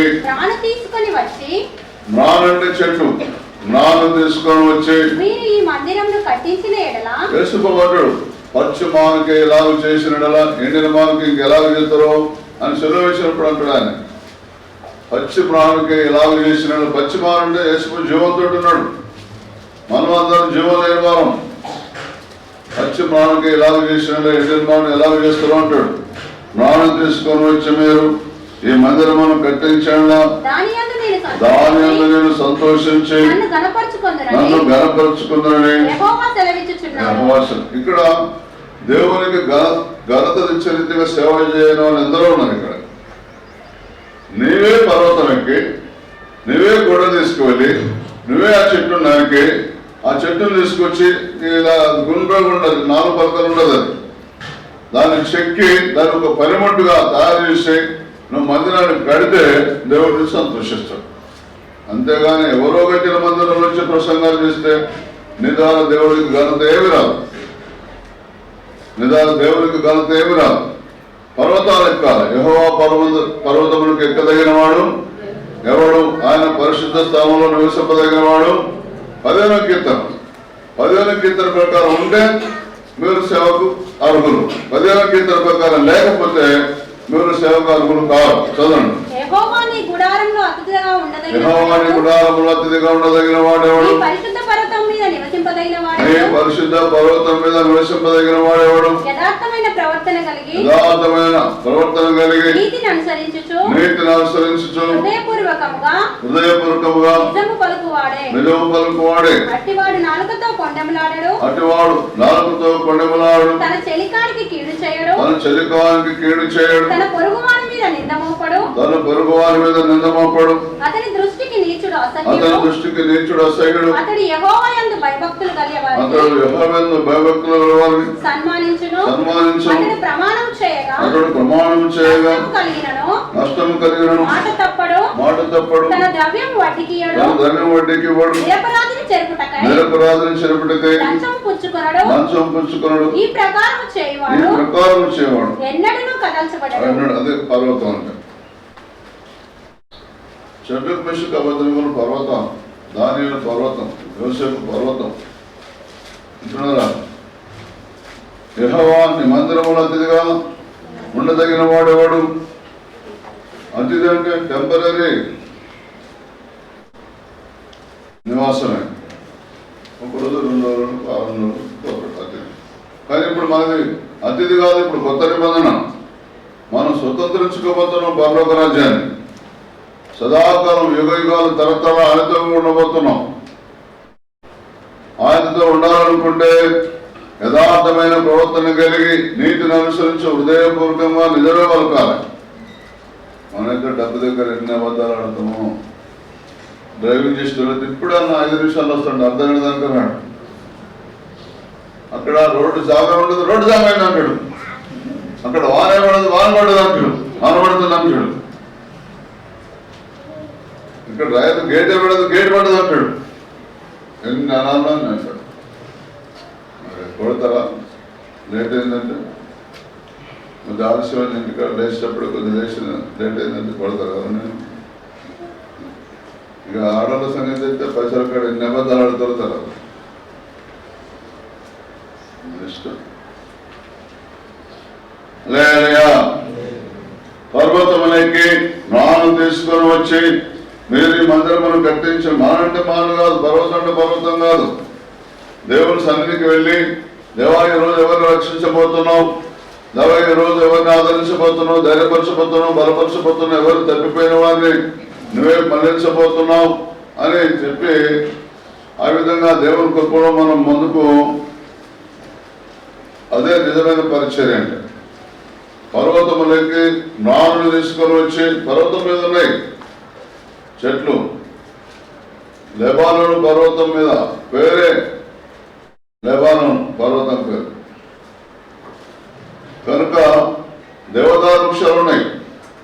అవి చాలా శ్రేష్టమైనవి అంట. ఆ దేవదారు వృక్షం జాగ్రత్తగా వినండి. ఇదన్నీ సాదృశ్యంగా మర్మంగా ఉన్నది బైబిల్ అంతా. యేసుకు ఎవరో కొద్దిగా తెలిసింది అంతే. విశ్వాసంతో ఏదో ఒక అద్భుతం చేసినట్టు తెలిసింది. కానీ నాకు అంతా తెలుసు, మొత్తం పరలోకం అంతా తిరిగి వచ్చినట్టు చెప్తాను. కొంతమంది ఇష్టం. సేవకుడు అంటే ఎట్లుండాలి? పర్వతం అంటే ఎన్నో ముందు తెలుసుకోవాలి. వింటున్నారా? పర్వతం అంటే దేవుని సన్నిధికి వెళ్ళాలి. ఆయన పర్వతం దిగి నీ దగ్గరకు వచ్చింది, నువ్వు ఆయన దగ్గరికి పోవాలి. ఆ పర్వతం ఎక్కాలి. అందుకొరకే మీరు క్రీస్తుతో కూడా లేపబడిన వాళ్ళైతే పైన వాటినే వెతకండి. అక్కడ కుడిపార్శ్వము ఉన్నాడు. ఎవరున్నారు? దేవుని కుడిపార్శ్వమున యేసు ఉన్నాడు. అక్కడ ఆయన వైపు చూడండి. ఆయన వైపు ఎప్పుడైతే మనం తిరుగుతామో అప్పుడు మనం ముసుగు తీసివేయబడుతుంది. చదవండి, కొరింథీయులకు రాసిన 2వ పత్రిక 3వ అధ్యాయం. వైపు ఎప్పుడు మన మనసు తిరుగుతుందో, ప్రతి తెలియని విషయానికి మన మనసు ఆయన వైపు తిరగాలి. వింటున్నారా? మనకు తెలియని ప్రతి విషయానికి ఆయన వైపు తిరగాలి. 15వ వచనం. నేటి వరకు మోషే గ్రంథమందు వారు గ్రంథము చదివినప్పుడల్లా ముసుగు వారి హృదయముల మీద, కళ్ళ మీద కాదు. ముసుగు ఎక్కడుందట? హృదయం మీద ఉన్నది కానీ వారి హృదయం ప్రభు యొక్కకు ఎప్పుడు తిరుగును అప్పుడు ముసుగు తీసు. అప్పుడు వాక్యం అర్థమవుతుంది, అప్పుడు సత్యం అర్థమవుతుంది, అప్పుడు నీతి అర్థమవుతుంది, అప్పుడు భక్తి అర్థమవుతుంది, అప్పుడు దేవుని శక్తి అర్థమవుతుంది. నేను మనసు దేవుని యేసుప్రభుకి తిరిగితే, నేను మనసు యేసుప్రభుకి తిరిగినంత కాలం నేను సేవ దేవుని గణపరిచే సేవ కాదు. ప్రతి విషయం దేవుని దగ్గరికి వెళ్ళి నీకు దర్శనం స్టార్ట్ అవుతుంది. ప్రతి విషయం దేవుని దగ్గరికి వెళ్ళి దేవుని స్వరం నీకు స్టార్ట్ అవుతుంది. ప్రతి విషయం దేవుని దగ్గరికి వెళ్ళు దేవుని ప్రత్యక్షత నీకు స్టార్ట్ అవుతుంది. ప్రతి విషయం దేవుని దగ్గరికి వెళ్ళు నీకు ఆదరిస్తాడు, ధైర్యపరుస్తాడు, బలపరుస్తాడు, నీ అవసరం తీరుస్తాడు, అక్కర తీరుస్తాడు. ఏదో కొన్ని విషయాలకి వెళ్ళి అసలే నీతో మాట్లాడు. కొంతమంది భార్యలు, కొంతమంది భర్తలు కొన్ని విషయాలకే భార్యతో మాట్లాడతాడు. ఆయన అంటే ఆమెకు బాగా కోపం తెలుసు, కొన్ని విషయాలకే మాట్లాడతాడు. అలాగే భర్త కూడా అంతే, భార్య కూడా అంతే. కొన్ని విషయాలకే ఆయన దగ్గరకు వస్తారు, అన్ని ఆమె సొంతం చేస్తారు. ఆమె కూడా బాగా కోపం తెలుసా. అన్ని విషయాలు ఉంచుకోండి, ఎంత సంతోషం ఉంటుందో. కొన్ని సొంత బుద్ధితో చేయండి, దాంతో నష్టం వచ్చినప్పుడు అప్పుడు ఉంటుంది కదా యుద్ధం, అప్పుడు ఉంటుంది స్టార్ట్ అవుతుంది, అప్పుడు యుద్ధం స్టార్ట్ అవుతుంది. అందుకొరకే మనం ఆయనతో కాపురం చేయమని రాదు. కాపురం చేయడం అంటే ఏంటిది? మనస్సు ఇవ్వటమే. మనసు కలిస్తే కాపురం చేసినట్టు. శరీరం కలిస్తేనేమో శరీర సంబంధమైన భర్తతోటి కాపురం చేసినట్టు. మనసు కలిస్తేనేమో దేవుడితోటి కాపురం చేసినట్టు.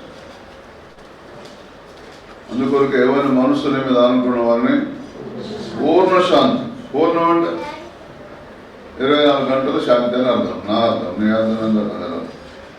వారం రోజులు అని అర్థం, నా అర్థం. 31 రోజులు అని అర్థం, సంవత్సరం అంతా అని అర్థం, బతికినంత కాలం అని అర్థం, నా అర్థం. మరి నీ అర్థం ఏందని అర్థం. అందుకొరకే నాకు బతికినంత కాలం 37 ఏళ్ళు అంత బాధలే, కష్టాలు పడలేక నా మనసు అంతా దేవునికి ఇచ్చేసాను. మొత్తం కూర్చున్నా, నిలబడ్డా, ఎక్కడున్నా మొత్తం మనసంతా పూర్తి శాంతి. ఎంత పెద్ద పరిచర్య ఇది, ఇప్పుడు ఉన్న పరిచర్యకు 10 రెట్లు పెరిగినా కూడా నాకు టెన్షన్స్, నో టెన్షన్ అసలే రాదు.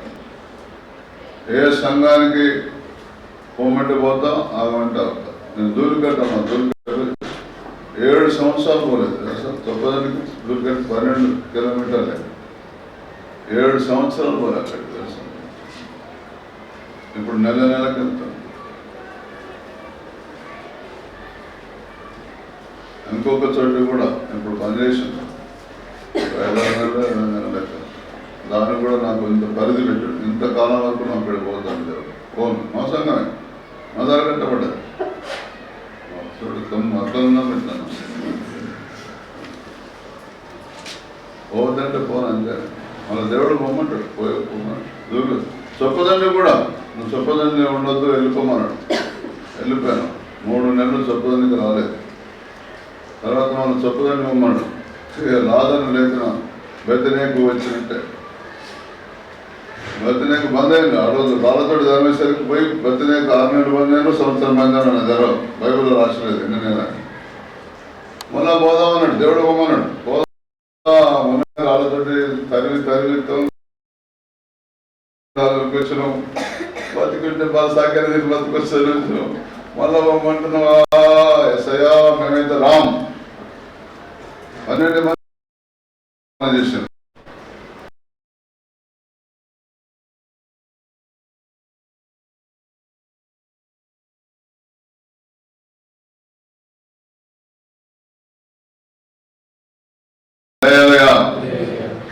ఎంతమంది మారింది సార్? లాజరు లేచినప్పుడు సగం ఊరు మారిపోయింది మొత్తం. అప్పుడు ఊరందరూ శత్రువులుగా ఉండే. లాజరు బయటికి రా అన్నాడు అంతే. లాజరు దిగ్గులు లేచి వచ్చేసాడు. సగం ఊరు మారిపోయింది. బోధన అవసరమా? అద్భుతాలు లేకపోతే మీ సేవ మొత్తం దెబ్బతింటుంది. అందరికి ఖాళీ అవుతుంది, సంఘం ఖాళీ అవుతుంది. అద్భుతాలు జరిగే పరిగెత్తుతారు. వాళ్ళకి అద్భుతం అవసరం.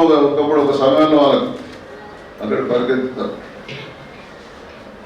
సేవ చేయదలుచుకుంటే బైబిల్ నమ్ము, వాక్యం నమ్ము, ఆత్మ దగ్గర నేర్చుకో. నేనే నీకంటే పెద్ద సేవకుని నా దగ్గర నేర్చుకోమని చెప్పట్లేదు. ఆత్మ దగ్గర నేర్చుకో, ఆత్మ దగ్గర ఉండు, ఆత్మతో సహవాసం చేయి. వింటున్నారా? కుమారుడితో సహవాసం చేయి, తండ్రితో సహవాసం చేయి. వాళ్ళ ముగ్గురు నీకు అర్థమైతే నీ దరిద్రం అంతా పోతుంది. చెప్పండి, వాళ్ళ ముగ్గురు ఎవరు నీకు అర్థమైతే నీ దరిద్రం అంతా పోతుంది. నీ సేవ మళ్ళీ 3 పువ్వులు 6 కాయలు అనండి. 3 పువ్వులు, వారిలో ఒంటరి అయినవాడు 1000 మంది అగును. చెప్పండి, వాళ్ళు ఒంటరి అయినవాడు లేదుగా. చెప్పండి, వాళ్ళు ఒంటరి అయినవాడు ఎంతమంది అవుతారట? 1000 మంది కాదు, నువ్వు 10,000 మంది కూడా అవుతావు. లేదుగా. జాగ్రత్తగా వినండి, అశ్రద్ధ చేయకండి. దేవుడు మిమ్మల్ని ఎన్నుకున్నాడు, తెలుసుకున్నాడు, ప్రత్యేకించుకున్నాడు. లేదుగా. అశ్రద్ధ చేయకండి. దేవుని కృప మీ మీద ఉన్నది. చెప్పండి, ఎవరి మీద ఉన్నది? ఎవరి మీద? ఏంటిది? లేదుగా. దేవుని స్తోత్రం. దేవుని కృప మీ మీద ఉన్నది. అశ్రద్ధ చేయకండి. దేవుడు మిమ్మల్ని ఎన్నుకున్నాడు, తెలుసుకున్నాడు, ప్రత్యేకించుకున్నాడు. ఆయన కృపగల దేవుడు, దయగల దేవుడు. శుభ లేలుగా. అశ్రద్ధ చేయొద్దని ప్రభు బిడ్డలు మీకు మనవి చేస్తున్నాం. దేవుని చేత మీరు పిలువబడ్డారు, ఏర్పాటు చేయబడ్డారు. వింటున్నారా? లేలుగా. దేవుని కృపగల హస్తం మనకు తోడుగా ఉన్నది. అసలు సేవ చేసేదంతా ఆయనే. దైవాన్ని కొట్టేది ఆయనే, రోగులు మరి చేసేది ఆయనే. వింటున్నారా? వింటున్నారా? హల్లెలూయా.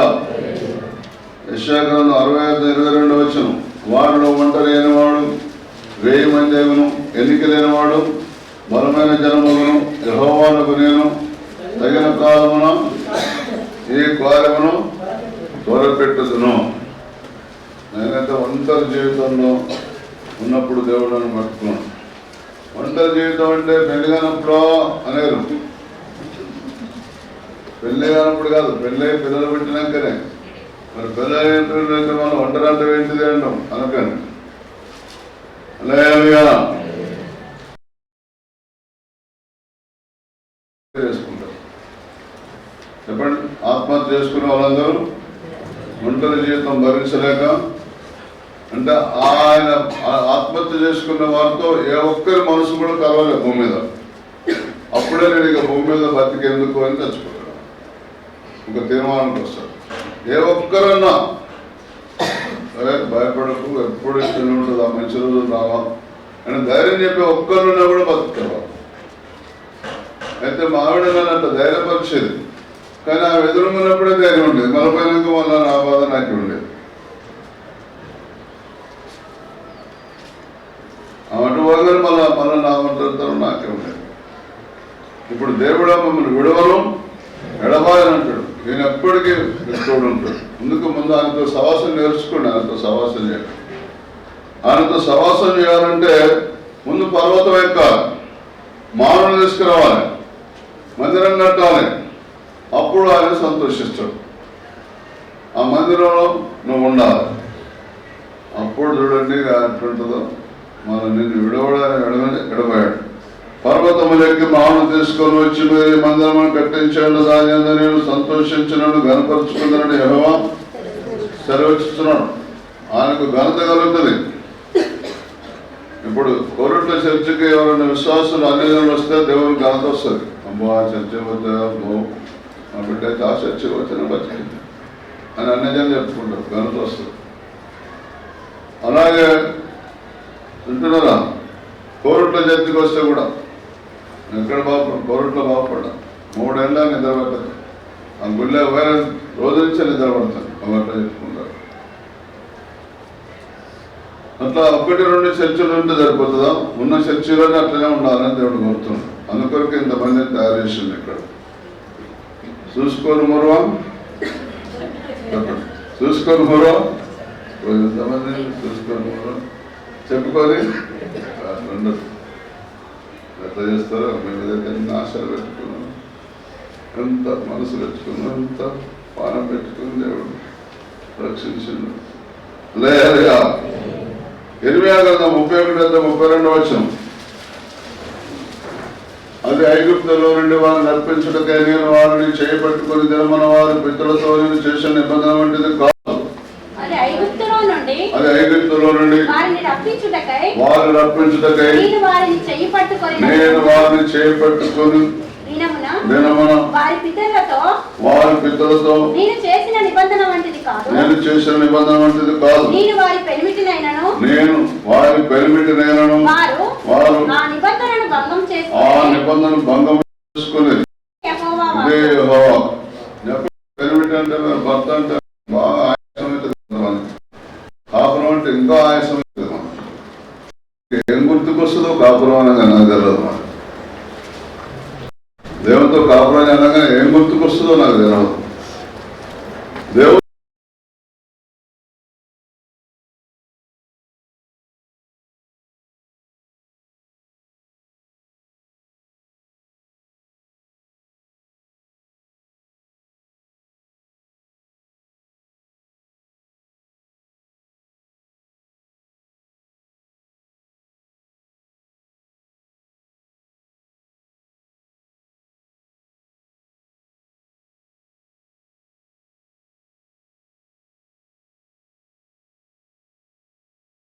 నీకు ఒక సంఘటన జరిగింది. ఇది ఎందుకు జరిగింది అని వివేచించడంలే. పేదల గుంపులోనే ఉంటుంది. దాంతోనే కాపురం చేస్తాం. అదే నష్టం కలిగిస్తుంది, దుఃఖం కలిగిస్తుంది, ఏడుపు కలిగిస్తుంది. నీకు అన్ని నష్టాలు, కష్టాలు, దుఃఖాలు కలిగిస్తుంది. సైతం నేను దుఃఖం కలిగిందని పిలిచాను దేవుడు. నువ్వు సుఖపడటానికి పిలిచాను. సామెతలు 22:16. ఇది 21:10. అతడు దీనులకును దరిద్రులకును న్యాయం తీర్చుచు సుఖముగా బ్రతికెను. మన భారతదేశంలో దీనులు లేరు, దరిద్రులు అసలు లేరు కదా. మన ప్రభుత్వాలంతా దరిద్రాన్ని నిర్మూలన చేసినాయి కదా. దరిద్రాన్ని నిర్మూలన చేయడం కాదు, దరిద్రం నిర్మూలన చేయబోతున్నాను. దరిద్రాన్ని నిర్మూలన చేయడం కాదు, దరిద్రం నిర్మూలన చేయబోతున్నాను. దేవుడేమో దరిద్రుని ధనవంతులు చేయాలని కోరుతున్నాడు. ధనవంతులు చేసే బోధన మన దగ్గర వద్దు, ధనవంతులైతే వాళ్ళు మన మాట వినరు అని చర్చలు కొనపడుతున్నాం. క్రైస్తవాన్ని తీసేస్తున్నాం. ఇక మీరేమో ఉద్ధృత సప సంఘాలు. అసలు మీ సంఘాన్ని వచ్చి ఒకరు ముట్టుకుంటే కరెంట్ షాట్ పెట్టుకుంటే అక్కడ ఎగిరిపడాలి. మళ్ళా ఇంకోటి వస్తాడంట మన దాంట్లోకి. వస్తాడా? రాడు. మరి నువ్వు అతను లేవు కదా. నువ్వు పర్వతం ఎక్కువ ఎక్కట్లే కదా. మానవ తీసుకురావట్లే కదా. మందిరం కట్టడలే కదా. దేవుడు గర్భపరచుకుంటాడంటే గర్భపరచు నీ దగ్గర నువ్వే కట్ట ఎక్కడ ఎక్కువ నీ దగ్గర నుంచి గర్భం ఎందుకు వస్తుంది? బైబిల్ కాలేజీలో నా సీనియర్ RSS చెప్పండి. నా సీనియర్ RSS ఆయన యవన దశలో ఉన్నప్పుడు చర్చిల్ని హతమార్చాలని ఒక 10 మందిని తీసుకొని ఒక చిన్న గుడిసెలో ఆరాధన చేసుకుంటుంటే దాంట్లో పోతే వాళ్ళు అక్కడ ప్రార్థన చేస్తుంటే ఇక్కడ మొత్తంలోనే కాలు కదలటలేదట. వెనక ముంగటి కూర్చున్నట. ముందు పోదాంటే అసలు పోలేకపోతున్నాడు సార్. దెబ్బకే మారి పాస్తలేమిటి ఇక్కడ. ఏమనుకుంటున్నావు? ఇట్లా ఇసంటి సంఘాలేనా? ఇసంటి సంఘాలు నువ్వు చేయాల్సిన పని ఏంటిది? ప్రార్థన, వాక్య పరిచర్య ఎందులో ప్రార్థన చేసి ఎడతేయక ఉంది అన్నాడు. ఎడతేయకన్నా ఎడతేయడం అంటే అర్థం ఏంటంటే ఒకరోజు నువ్వు ప్రార్థన మానేసావు అనుకో తెగిపోయినట్టే. ఒకరోజు నువ్వు వాక్య పరిచయం బంద్ చేసినావు అనుకో తెగిపోయినట్టే. అది ఎడతేయకంటే. ఒకరోజు నువ్వు ప్రార్థన బంద్ చేస్తే నేను ప్రార్థన తెగిపోయింది. ఒకరోజు నువ్వు వాక్య పరిచయం బంద్ చేసినావంటే తెగిపోయింది అన్నమాట. ఆ రోజు తెంపుకున్నావు, బంధం తెంపుకున్నావు దేవుని దగ్గర నుంచి.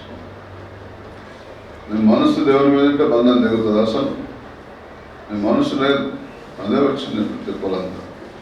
ఘోరం లేదా మనసు అంతా పాడు చేసుకుంటున్నావు, జీవితం అంతా ఆగా చేసుకుంటావు. ఇంత మంచి అవకాశం దొరికింది దేవుడిని.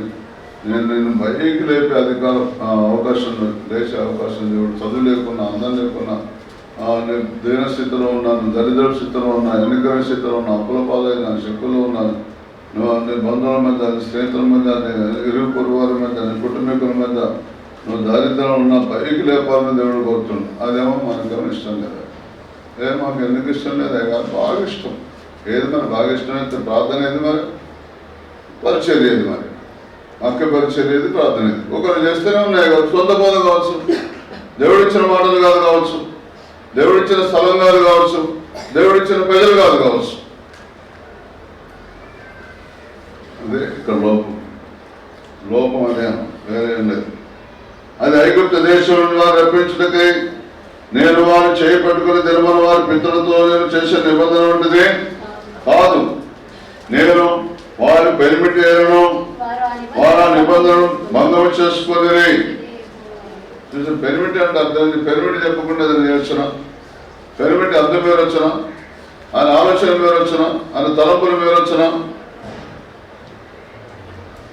పెరిమిటి ఇంకా హోషే గ్రంథం అయితే ఇంకా వివరంగా ఉన్నది. 2వ అధ్యాయం హోషే గ్రంథం. ఆ పెరిమిటి మర్చిపోయింది అది.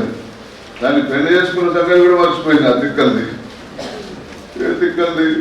హోషే గ్రంథంలో ఒక తిక్కలది ఉన్నది. అలయా 13వ వచనం. అది నన్ను మర్చిపోయి చిన్న చదువుకో, పెద్ద చదువుకో. అది నన్ను మర్చిపోయి నగలు పెట్టుకొని శృంగారించుకొని అన్ని దేవతలకు బయలుదేవతలకు ధూపం వేసి ఉండుట బట్టి దాని విటకాండను వెంటాడి ఉండుట బట్టి నేను దాన్ని శిక్షించను.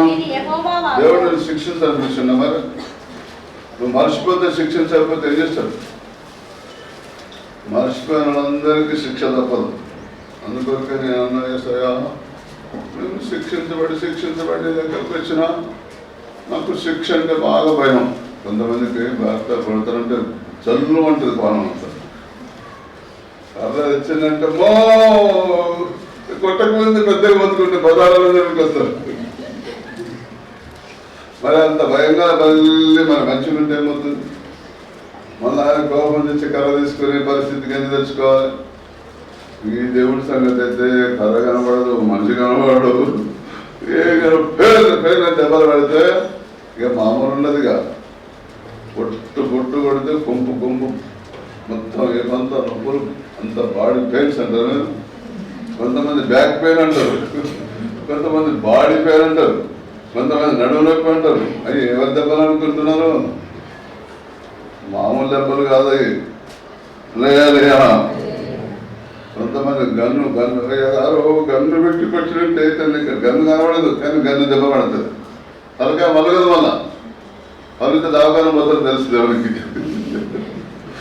గమ్మతుంటుంది ఆ శిక్ష, మామూలుగా ఉండదు అసలు. మీకు ఎందుకు భయం లేదో నాకు అర్థం కాదు.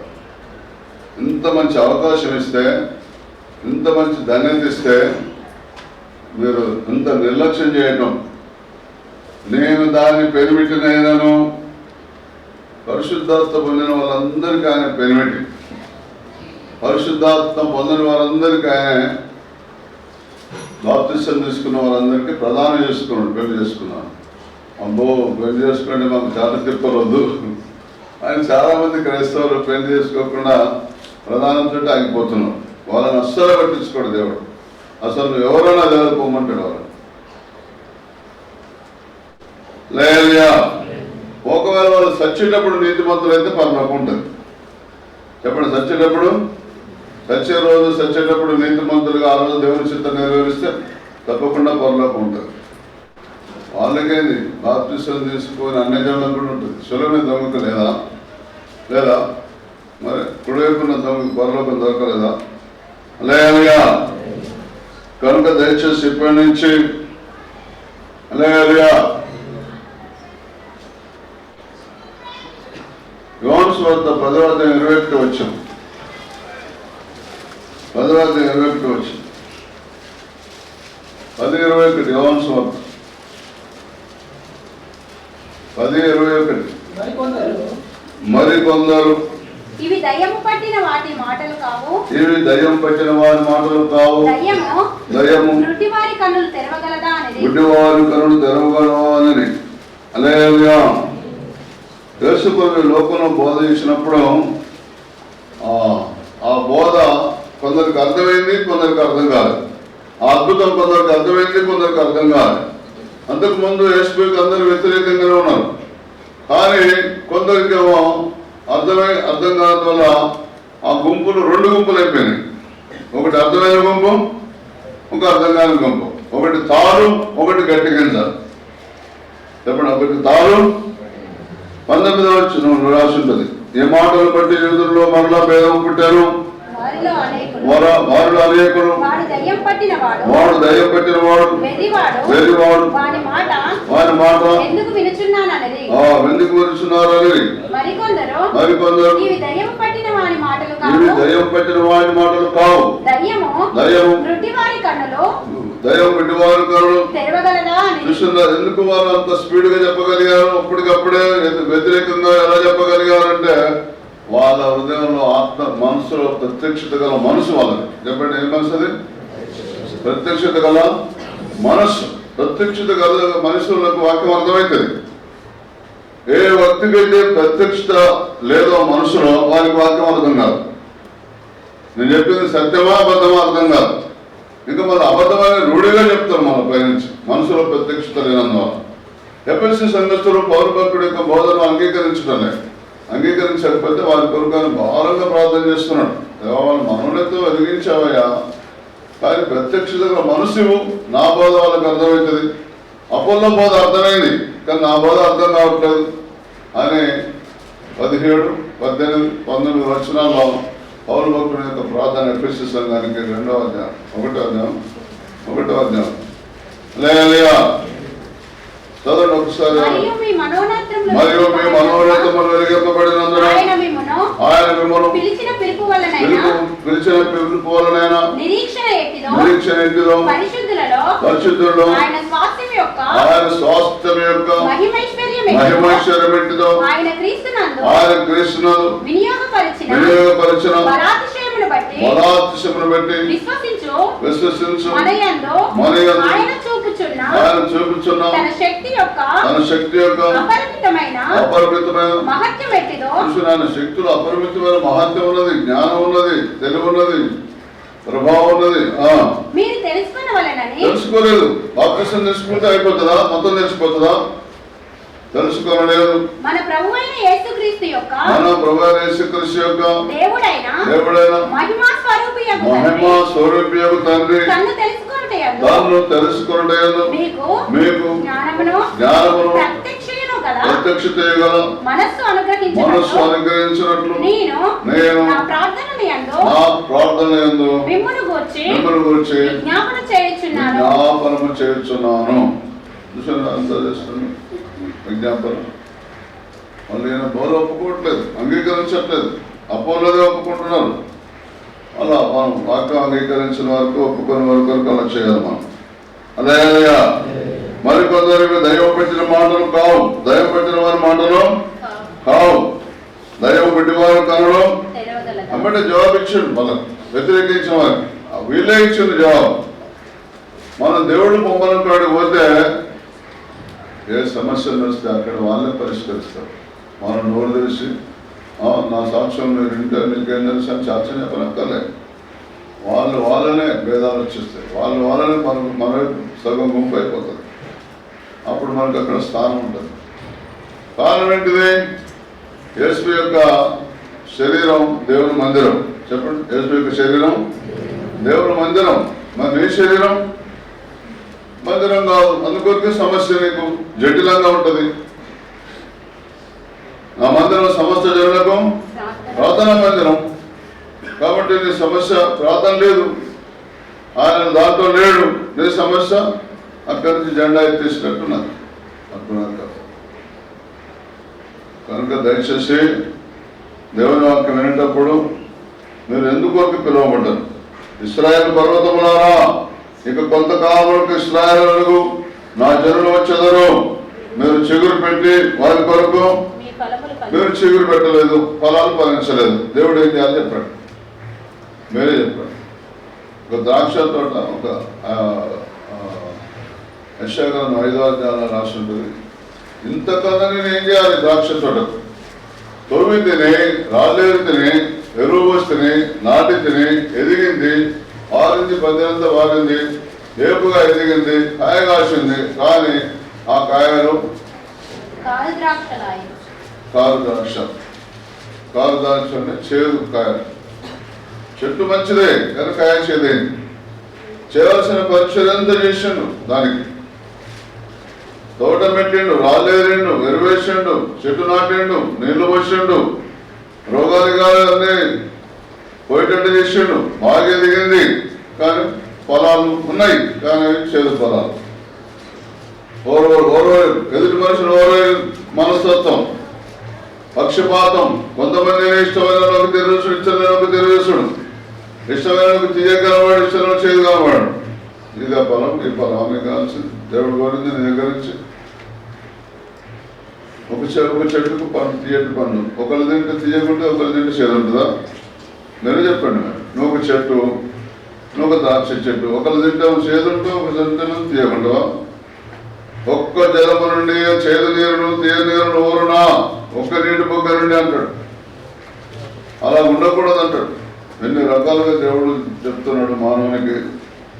అన్నయ్య, నేను వారు పెనిపెట్టిన వారు ఆ నిబంధనను భంగం చేసుకునేది. దేవుడికి ఒక నిబంధన ఇచ్చిండు. ఏం నిబంధన ఇచ్చిండు? అన్నయ్య, పర్వతమును తొలగిపోయినా మెంటలు తొద్దున కృప నిన్ను విడిచిపోదు, సమాధాన విషయం నా నిబంధన తొలగిపోదని ಎಂದು జాలిపడి యెహోవా సెలవిస్తున్నాడు. యెషయా 54:10. దేవుడు ఇంత గొప్ప కృప నీకు ఇస్తే పర్వతములు తొలగిపోయినను మెంటలు తత్తరిలను నా కృప నిన్ను విడిచిపోదు, సమాధాన విషయమైన నా నిబంధన తొలగిపోదు అని నీ యందు జాలిపడు యెహోవా సెలవిస్తున్నాడు. నిబంధన, సమాధాన విషయమైన నిబంధన, ఆశీర్వదిస్తారని నిబంధన, పరలోకం తీసుకువెళ్తారని నిబంధన, భూమి మీద తోడుగా ఉంటారని నిబంధన, నేను విడవను ఎడబాలని నిబంధన. లేహలేయ, నేను సమీపము నుండి దేవుడు మాత్రమేనా, దూరం ఉండే దేవుడును బాణాన్ని వస్తున్నాను. నువ్వు ఆశీర్వదించగానే సంఘంతో ఆశించబడుతుందా? ఆశీర్వాదంగా వరికొచ్చి ఎవరైనా కమ్ముకుంటుందా? ఆశీర్వాదంతో ఆశీర్వాదం ఎట్లా కమ్ముకుంటుందో 133వ కీర్తన చెప్తున్నది. సహోదరుల ఐక్యత కలిగి నివసించడం ఎంత మేలు, ఎంత మనోహరం. సహోదరుల ఐక్యత కలిగి నివసించడం ఎంత మేలు, ఎంత మనోహరం. అది తల మీద పోయబడి అహరోను గడ్డ మీదుగా కారి అతని అంగీల అంచు వరకు దిగజారిన పరిమళ తైలము వలె నుండును. సియోను కొండల మీదకి దిగవచ్చు హెర్మోను మంచు వలె నుండును. ఆశీర్వాదమును అక్కడ అది ఆశీర్వాదం. అంతేగాని అయ్యగారు చేయబెట్టంగానే అయ్యగారు ఆశించగానే ఆశీర్వాదం ఉనికి రాదు, ఎవరిని కమ్ముకోదు. అక్కడ ఆశీర్వాదమును శాశ్వత జీవమును ఆశీర్వదించబడ్డ వారికి శాశ్వత జీవం అచ్చట నుండవలెనని యెహోవా సెలవిచ్చాడు. తండ్రి చేత ఆశించబడిన వారులారా రండి, లోకం పుట్టిన మొదలుకొని మీకు సిద్ధపరిచిన రాజ్యాన్ని స్వతంత్రించుకోండి అని మత్తయి సువార్త 25:33-34 వచనంలో చెప్తున్నాడు. కనుక దయచేసి అశ్రద్ధ చేయకండి.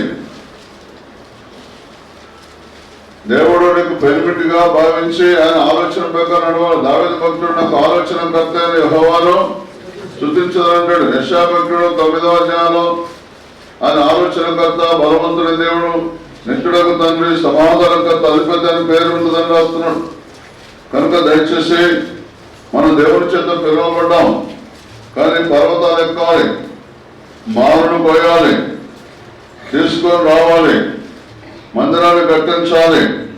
దాని అందు లేదా చూడండి, కొర్నేయుకి దేవుడు మందిరం కట్టమని చెప్పిన అనుకుందాం. కొత్త నిబంధన ప్రకారం రక్షించబడటం అంటే అభిషేకించబడ్డ మందిరమే కదా.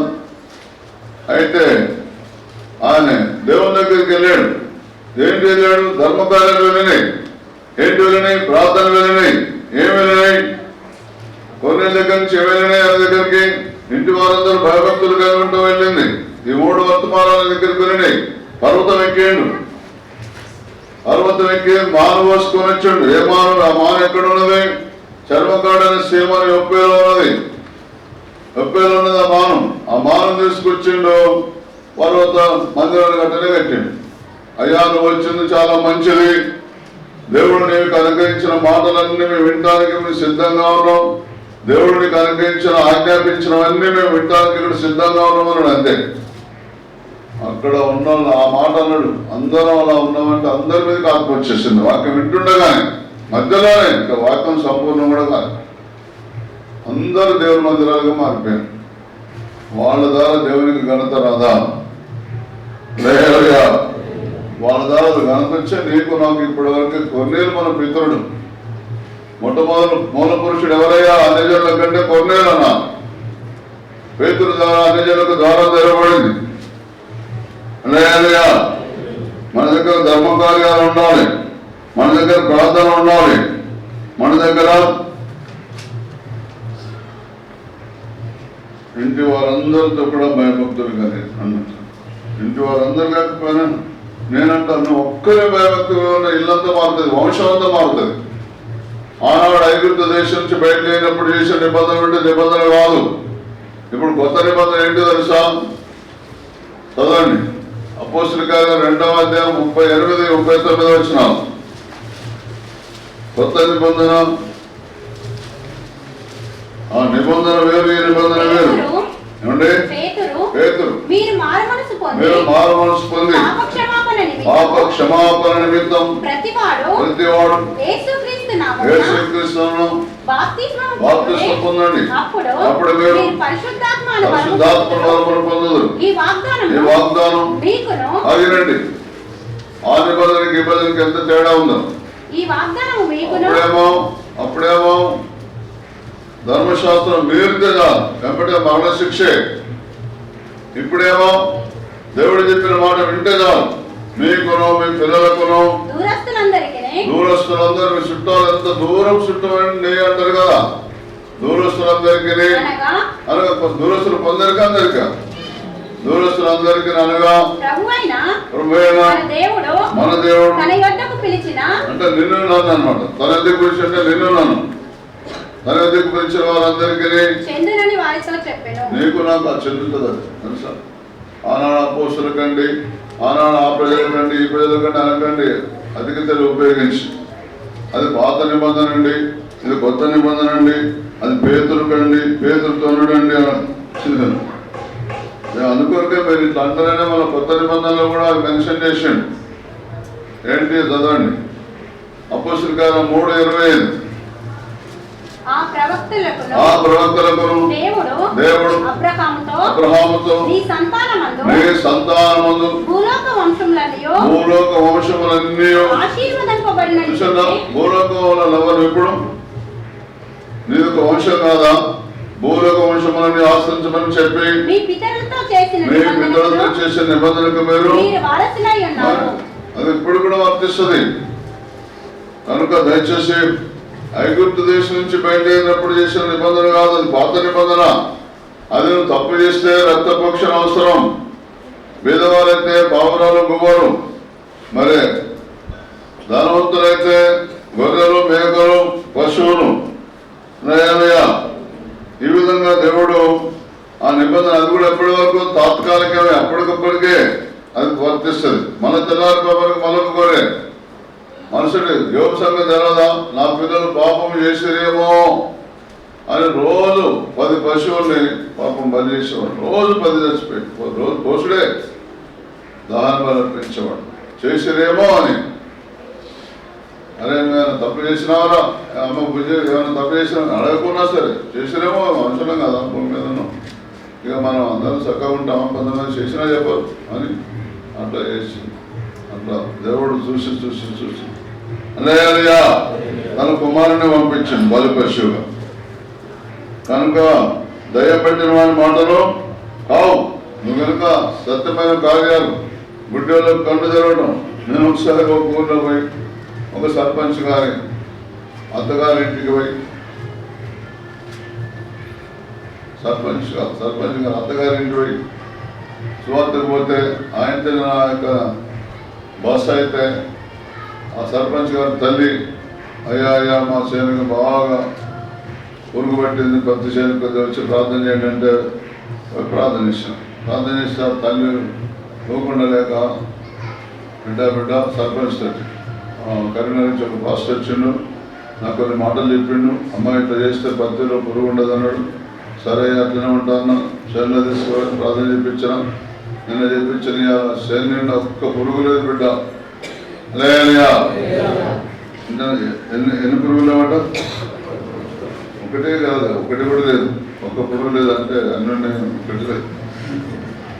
మొత్తం చేనంతా తెలియదు, ఏ చెట్టు మీద చిన్న పురుగు కూడా లేదు. ఆ సంబంధం పట్టలేక కొడుకు చెప్పుకుంటే వాడు ఖచ్చితంగా మంత్రగాడేనా చెప్పండి, ఖచ్చితంగా మంత్రగాడేనా. ఆయన ఊరుకున్నాడా? బామ్మద్దరు పిలిచాడు, బామ్మద్దరు మీ ఇంటికి ఎవరు పాస్ వచ్చినట్ట. వాడు మంత్రగాడు రానాడు. ఏం మాట్లాడుతున్నావు? మంత్రగానే తెలుసుకున్నావా? మదనలు ఎందుకంత మాట్లాడుతున్నావు? ఏమైందండి? ఇగో మా సేనికి అయితే ప్రార్థన చేస్తే పురుగంతా పోయింది. అసలు మంత్రగాడు ఉండకపోతారు, మనం ఎన్ని మాత్రం ఎన్నో పోయింది. ఏం మాట్లాడుతున్నా ఇంకోసారి వెనక మాట ఎందుక మనకు డాక్టర్ ఉన్నది తెలుసు కదా. మనం బురద మరణ దిగబడ్డది డాక్టర్. నేను ఎన్ని దేవుళ్ళ పిలిచినా ఒక్కడు రాలేదు. ఆఖరికి నా భార్య దేవుడా ఏసయ్యా అంతే ఉడుకున బయటకు వచ్చింది. ఇంకోసారి ఆ మాట అంతా మంత్రాన్ని నూరుకున్నాను. వారిని ఇచ్చిపోయాడు బామ్మర్ది సర్పంచ్. మన పక్షాన్ని ఉంటారు ఎక్కడికి పోయినా తెలుసా. కానీ అద్భుతం జరగాలి. దైవం వచ్చిన మంత్రికుల శక్తి కాదు, దేవుని శక్తి. మంత్రుల శక్తి దేవుని శక్తి. మరి చేస్తేనో ఇట్లా, చేయకపోతేనో అట్లా. ఒకరికి సువార్త పోతే నా కటింగ్ చూసి చెప్ప కటింగ్ చూసి వీడు పోలీసు వాడు అనుకున్నాడు. వీడు ఏదో సిఐడి టైప్ వచ్చింది ఇక్కడికని. నేను ఒక 5,000 పట్టుకుని పోలీసు వార్త చేస్తుంటే నాకు సరే ఎత్తుండే మా అమ్మలు వెంబడించుకుంటా మా అమ్మడి వచ్చి ఆపని వాళ్ళు రోడ్డు ఒకటి ఉన్నాడు. మా అమ్మటి అరే వీళ్ళు ఎవరు? నాకు తెలిసిన పాస్టర్ కదా. ఈయనెవరు? ఆయన రైల్వేలో పనిచేస్తాడు. డ్రైవర్ కదా, రైలు డ్రైవర్ కదా అని. ఆయన ఎన్టీ రామారావు చుట్టం కమ్మ. ఏం మాట్లాడుతున్నావా? ఎన్టీ రామారావు ఎవరు అనుకున్నావు? అప్పుడు ఆయన ముఖ్యమంత్రి. మా చుట్టమే దగ్గర చుట్టం. మరి దగ్గర చుట్టం ఇదే విషయం. ఆయన రేజం అంటే నన్ను ఎంత బాగా చేశాను నీకేం తెలుసు అని వాళ్ళు అన్నట్టు కొద్దిగా సెలవుడితే ఒక గుడిసెల ముసలమ్మ రాత్రి నుంచి కడుపులో ఏడుస్తుంది. ఇక మమ్మల్ని కడుపులో ముసలమ్మ దగ్గర తీసుకుపోయి ప్రార్థన చేయండి ఇప్పుడు తగ్గాలని. తగ్గాలంటే దేవుడు మా ప్రార్థన ముసలాన్ని వాళ్ళు పనిచేసాడు. లేదా ఇప్పుడు ఎంతది ముసలమ్మ కమ్మైందంటే బయటపడ్డా. లేదా దేవుడు తోడు ఉంటాడు. మీ దగ్గర పెరిగితనం ఉంటే చూడున్నాడు. అపోస్తలుల కార్యం 12:8 అప్పుడు దూత అతనితో నీవు నడుము కట్టుకొని. ఏంది దూత వచ్చి మనుషులతో మాట్లాడతారా? ఏంది దేవుని దూత మనుషులతో మాట్లాడతారా? నమ్మితే మాట్లాడతారు, నమ్మకపోతే మాట్లాడరు. ఒకసారి దేవదూత అన్నది నా దగ్గరకు వచ్చి, నీకు పొద్దున అవమానం కలుగుతుందని రాత్రంతా ప్రార్థన చేసినావు కదా, ఇంకా 2 గంటలన్నా పండుకుంటాను అంటున్నావు కదా, పండుకోవద్దు. ఆ 2 గంటలు కూడా ప్రార్థన చేయి, రేపు ఉదయకాలం విజయం నీకే అన్నది.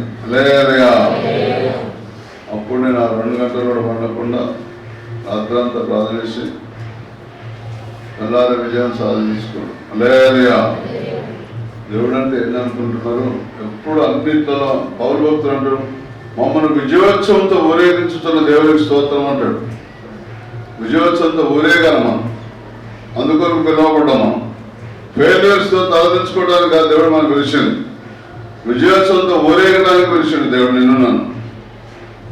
ఎప్పుడో పర్వతం ఎక్కి మ్రాణులు కోసి మందిరం కట్టి ఆ మందిరం ద్వారా దేవునికి ఘనత తీసుకొచ్చే వారంగా ఉండాలి. దేవుని జ్ఞానంతో పెట్టిన మందిరాలనే అద్భుతాలు దొరుకుతాయి. సొంత బుద్ధులతో చేసే బోధన కాడ, సొంత బుద్ధులతో కట్టే మందిరాల కాడ దేవునికి ఘనత కలగదు. అన్నయ్య వింటున్నారా? వెనక RCM వాళ్ళు ఎట్లా కట్టారు సార్? పైసలు ఉన్నాయని ఒక చిన్న గుడి కట్టి కొంతమందిని దీనులను పేదవారిని పట్టుకొని నువ్వు పాస్టరు అని చెప్పి మందిరం అప్పగించి బైబిల్ అప్పగించి అలా పరిచర్య, దాని పరిచర్య అంటారా? దేవుడు అంటే ఆసక్తి వాళ్ళకు, కానీ ఆసక్తి జ్ఞానానుసారమైందా? దేవుడి చిత్తానుసారమైందా? దేవుడు అలాగే ఆచారబద్ధమైన ఆరాధన కోరుతున్నాడా? దేవుడు మెకానికల్ గా ఎవరు వస్తున్నాం పోతున్నాం అసంటిదా దేవుడు కోరేది? ఆయన అంటాడు పూర్ణ హృదయం, పూర్ణ ఆత్మ, పూర్ణ వివేకం, పూర్ణ బలం కావాలి. ఈ 4 రీతిలో దేవుడే మీ మనసు మొత్తం శరీరం మనసు అంతా మండించుకుంటేనే అది పరిచర్య అనబడుతుంది. కొద్దిగా మనసు ఇక్కడ కొద్దిగా మనసు ఎక్కడ పెట్టేది పరిచర్య అనబడదు. అప్పుడు దూత అతనితో నడుము కట్టుకొని చెప్పులు తోడుకొని మనను అతడు అలాగ చేసిన తర్వాత దూత నీ వస్త్రం పైన వేసుకొని నా వెంబడి రమ్మని అతనితో చెప్పాను. దేవుని దూత నీకు గైడెన్స్ ఇవ్వాలి, దేవుని దూత నీకు కార్యాలు చేయాలి. యేసు ప్రభు ఆ దయ్యం వెళ్ళిపోయిన తర్వాత శోధించిన శోధకుడు వెళ్ళిపోయిన తర్వాత దేవదూతల ఆయనకు పరిచర్య చేసిరి అని రాస్తున్నారు. చెప్పండి, దేవదూతల ఆయనకు నీకు దేవదూతలు పరిచర్య చేయాలి. పేతురు చెరసాలలో ఉన్నాడు, చెరసాల తలుపులు తాళాలు వేశారు. వింటున్నారా? 16 మంది సైనికులు కావాలన్నారు. చెప్పండి, ఎంతమంది? 16 మంది సైనికులు కావాలన్నారు. పొద్దున రాజుగారు చూస్తే లోపల పేతురు లేడు. 16 మందిని ఉరి శిక్ష తీసింది. తెలుసా నీకు? 16 మంది మీకు తెలవకుండా బయట వెళ్ళా ఆయన 16 మందిని ఉరి శిక్ష చేసింది రాజుగారు. తెలుసా మీకు? సంగతి దేవుడు తీసుకెళ్ళి మహిమతో మళ్ళీ సేవ చేయించింది. చెప్పు దొరకమంటే అర్థమైంది సమాధాన సువార్తలను సిద్ధ మనసుని జోడు, సిద్ధ మనసు పెట్టుకో. నీ తోటి సేవకుడు అర్థసాక్షి అయ్యాడు, శరీరఛేదన జరిగిందని నేను కూడా శరీరఛేదన జరుగుతా అనుకోకు. నువ్వు ఇప్పుడు సిద్ధ మనసు కలిగి మళ్ళీ సేవ చేయాలి, ముందుకు వెళ్ళాలి. ఇది నీకు ఆఖరి రోజు కాదు. లేదా చెప్పండి, ఇది ఆఖరి రోజా? ఆఖరి రోజు కాదు.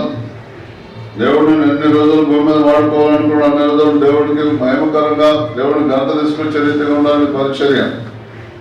అందుకొరకు ప్రార్థన చేసేవారు ఉంటే చాలు. సంఘాన్ని ప్రార్థన సంఘంగా ఉంచాలి. నువ్వు ఎక్కడికి పోయినా మనం సురక్షితంగా తిరిగి వస్తావు. లేదా కొంతమంది అయ్యగారులు ఎక్కడికైనా పోతే మన ఇంటికి సురక్షితంగా తిరిగి రాక యాక్సిడెంట్ పోయింది అని అంటున్నాం మనం. అవునా? ఎందుకు జరుగుతుందా? కారణం లేవా దానికి? దేవుని దగ్గరికి వెళ్ళరు, తెలుసుకో. లేయా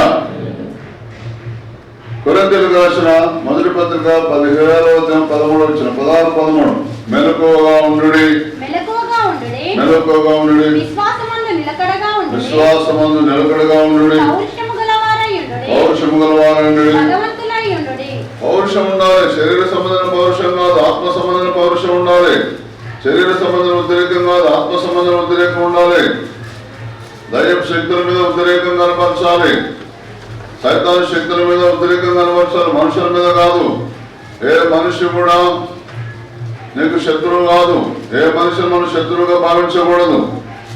ఏ పార్టీని మనం శత్రువుగా భావించకూడదు. అన్ని జనులాగా మనం క్రైస్తవులం, అందరూ సమానమైన దేవుని దృష్టికి. వింటున్నారా అంటే కూడా మరి అంతే ఏమవుతుంది? మీరు వింటున్నామంటే నా చిత్తం నాకు దొరుకుతుంది మీరు అని అనబండి. వినకున్నా కూడా వింటున్నామనండి, నాకేం నష్టం కాదు. లేదా నేను రోజుకి ఇంకా అభివృద్ధి అవుతుంటే మీరు రోజు కింది కాదు. ఇక్కడ రాస్తున్నది ఆ మాట కూడా రాశారు. దావీదు రోజుకు, సౌలు రోజు ఇద్దరికి రోజుకే ఏనేమైపోతుండో ఆయన ఏమైపోతాడు. ఈయన మనసులో ఏమున్నది ఆయన మనసులో ఏమున్నది, దాన్ని బట్టే ఉంటుంది తేడా. నీ మనసులో ఉన్న దాన్ని బట్టి నేను రోజుకు డౌరా అప్ప, మీకు ఇదే కదా. నీ మనసే, వేరే ఏం లేదు. లేదా మెలకువగా ఉండండి అంటే విశ్వాసంగా ఉండండి, నిరీక్షణ కలిగి ఉండండి, ప్రేమ కలిగి ఉండండి. మెలకు అంటే అర్థమైంది 3 చెప్పండి. విశ్వాసము, నిరీక్షణ, ప్రేమ. ఈ మూడు ఉంటే మీరు మెలకువగా ఉన్నట్టు. ఆ మూడింటిలో నీకు విశ్వాసం లేదనుకో నిద్రపోతున్నట్టే, ప్రేమ లేదనుకో నిద్రపోతున్నట్టే. నిరీక్షణ అనగా దేవుడు నా బాధ తీస్తాడు, దేవుడు నా కోరికలు తీరుస్తాడు, దేవుడు నన్ను ఆదుకుంటాడు, దేవుడు నా అప్పులు తీరుస్తాడు, దేవుడు నన్ను వాడుకుంటాడు, దేవుడు నన్ను బయట తీసుకొస్తాడు అన్న నిరీక్షణ లేకపోతే నువ్వు నిద్రపోయినట్టే. నిద్రపోయినంటే దొంగలు పడతారా, మెరుగుతుంటే నింటి దొంగలు పడతారా? కరెక్ట్ జవాబు చెప్తారు మీరు. ఎట్లా వచ్చినాక ఇప్పుడు నిద్రపోతే పడలేదు. దొంగతనానికి వచ్చిన లైట్ గా ఇంట్లంతా చెక్ చేసిపోతాడా? ఒక దొంగ పట్టుకోరంటే చంపిపోతాడా, ముందు పెట్టుకుని పోతాడా? ఒక్క పోటు పొడిసి మొదలు కదలకుండా మెదకుండా చేసిపోతాడా? అంటే చెప్పండి, ఏం చేసిపోతాడు? నమస్తే పెట్టిపోతాడు. ఎట్లా చేస్తాడు? దొంగతనం, హత్యను, నాశనం చెట్టుకొచ్చిన మరి దేనికి? మీరు తెలవకుండానే మీ ఇంట్లో దొంగలు పడతారు. మా ఇంట్లో ఎప్పుడు దొంగలు పడలేదే కాదు అనుకుని. నీ దగ్గర సంతోషం లేకపోతే సంతోషాన్ని దొంగలించాను, నీ దగ్గర ఆశీర్వాదం లేకపోతే ఆశీర్వాదం దొంగలించాను, నీ దగ్గర ధైర్యం లేకపోతే నీ ధైర్యాన్ని వాడు దొంగలించాను. వింటున్నారా? నువ్వు మెలకువ లేకుండా నిద్రపోతావంటే వాడిని మెలకువతనాన్ని దొంగలించాడు, నన్ను నిద్రపెట్టేది చేశాడు. నీ దగ్గర దొంగ దగ్గర రాని దశ దొంగని బోర్డు పెట్టుకున్నాను ఇంత రానిస్తావా? ఇప్పుడు వాడు బోర్డు పెట్టుకోకుండా వస్తున్నా. అది ఇప్పుడు మీ దగ్గర బోర్డు పెట్టుకోకుండా వస్తుంటే నీ దగ్గర ఏముండాలి? దేవునితో సంబంధం ఉండాలి. నువ్వు ఆయనతో ఎక్కువ ప్రార్థనలో ఉండాలి. ప్రార్థనలో ఉంటే అప్పుడు నీకు తెలుస్తుంది. నేను ఒక సేవకుంటుంటాను. అయ్యా మా ఇంటికి ఇప్పుడు గేటు తీసుకొని లోపలికి వస్తున్నాను, మీ ఇద్దరు లోపల ఉన్నాం, గేటు తీసుకొని లోపలికి వస్తున్నాను. ఎందుకన్నా ఆయన నిన్ను నిండా మనసపోతున్నాడు అన్నాడు. నేను మేలుకతో ఉన్నాను కాబట్టి నాకు దేవునితో సంబంధం, కానీ ఆయన లోపలికి వస్తుంటే నాకు దేవునాత్మ నాతో మాట్లాడింది. నేను కలిసి వేసిన ఆయన ఎవరు అనుకుంటున్నారో మా తమ్ముడు కాదు అన్నాడు. మరి తమ్ముడే మనస్తాడు నిన్న. ఎవరు మనస్తాడు? తమ్ముడే. నమ్మినాడు మనస్తాడు, నమ్మనాడు మనస్తాడు. నమ్మనాడు ఎట్లా మనస్తాడు? నమ్మనాడు మనస్తాడు. మనని నమ్మనాడు మోసం, నమ్మితే మోసం చేస్తారా, నమ్మకపోతారా? చెప్పండి, మీకు చాలా మంది బాధ తెలుసు. నమ్మితే మోసం చేస్తారా, నమ్మకపోతారా? నమ్మితేనే మోసం చేసేది. మీరేమో నమ్మండి, మోసం చెప్పి చూడండి. ఖచ్చితంగా 6 నెలల తర్వాత బ్రదర్ను ఉన్నట్టు నన్ను వాడు నిండా ఉంచిన దేవుడు నేను మోసపడ్డా. నువ్వు నిద్రపోతున్నావు, నీకు తెలవదు దేవుని సంగతి, భవిష్యత్ జ్ఞానం తెలవదు. దేవుని ఆత్మ ఇచ్చినప్పుడు జరగబోయే సంగతులను తెలియజేశారు అని ఆయన అనగా సత్యస్వరూపమైన ఆత్మ వచ్చినప్పుడు మనం సర్వసిద్ధం నడిపించను. ఆయన తనంతట తాను ఏమీ బోధింపక వేటిని వినను వాటిని బోధించి సంభవింపబో సంగతులు మీకు తెలియజేయను. యోహాను సువార్త 16:13 రాసింది. ఆయన అనగా సత్యస్వరూపమైన ఆత్మ వచ్చినప్పుడు మిమ్మల్ని సర్వసత్యములోకి నడిపించను. ఆయన తనంతట తాను ఏమీ బోధింపక చూసిన వినాలి. మన దేవుని దగ్గర నుంచి పరిశుద్ధాత్ముడు విన్నాడు. తండ్రి బోధ, కుమారుని బోధ, వేటిని వినను అవే చెప్పాలి. మనం వేరే చెప్పకూడదు. వేటి మాటను బోధించి జరగబోయే సంగతులు. యెషయా జరగబోయే సంగతులు చెప్పిండు, దావీదు జరగబోయే సంగతులు చెప్పిండు, సమూయేలు జరగబోయే సంగతులు చెప్పిండు. ఇంకా ఈ పట్టణంలో దైవజనుడు ఒకడు ఉన్నాడు. అతడు ఏ మాట సెలవిచ్చును ఆ మాట నెరవేరును అంటాడు. సమూయేలు మొదటి గ్రంథం 9:6. సమూయేలు గురించి ఈ పట్టణంలో దైవజనుడు ఒకడు ఉన్నాడు. వాడు ఈ పట్టణంలో, వాడు ఇదిగో ఈ పట్టణంలో దైవజనుడు ఒకడున్నాడు. అతడు బహుగనుడు. అతడు ఏ మాట చెప్పును ఆ మాట నెరవేరును. ఉండాలి నీ సేవ, నా సేవ. అప్పుడు ఊరంతా ఎందుకు మారుతుంది, దేశం అంతా ఎందుకు మారుతుంది? అట్లా వెనుక సాధకం చేసుకుంటే జ్ఞానాన్ని దేవుని దగ్గర. మా సంఘంలో మా సమాజంలో ఒక సిస్టర్ అలాగే సాధకం చేసుకుంది. ఎప్పుడు ప్రార్థన. ఇప్పుడు ఎలక్షన్లప్పుడు అందరూ ఇంటికి రారు మన దగ్గరికి. వస్తారా? వచ్చినప్పుడు ఇప్పుడు ఇక్కడ మీ ఎమ్మెల్యే గారు వచ్చినప్పుడు చెప్పలేదా గెలుస్తారని? చెప్పలేదా? నేనైతే ఓడిపోయిన వాళ్ళకి 4 చెప్పినా ఓడిపోతాను. 4 కాదు 6 చెప్పాను ఓడిపోతాను. ఒక ఆయనకైతే నువ్వు నిలబడద్దు, నిలబడితే నష్టపోతున్నా ఆ మాట నిలబడి ఎమ్మెల్యే గారు బయటపడ్డాడు. లేదా ఒక ఆమె అయితే కౌన్సిలర్ నిలబడ్డది, అమ్మ నువ్వు నిలబడకు ఓడిపోతావు ఎట్లా గారు పార్టీ వాళ్ళు నా మీద నమ్మకం ఓడిపోతావమ్మా అట్లా అన్నదయ్య గారు నీ ఇష్టం అంటే వాళ్ళు నాకు 2 లక్షలు 3 లక్షలు 4 లక్షలు ఇచ్చిపోయింది గారు. ఇచ్చిపోతే వాపస్ ఇంకో కలిగిస్తారు. నేను నిలబడినట్టు బలవంతం చేస్తారా? లేదు.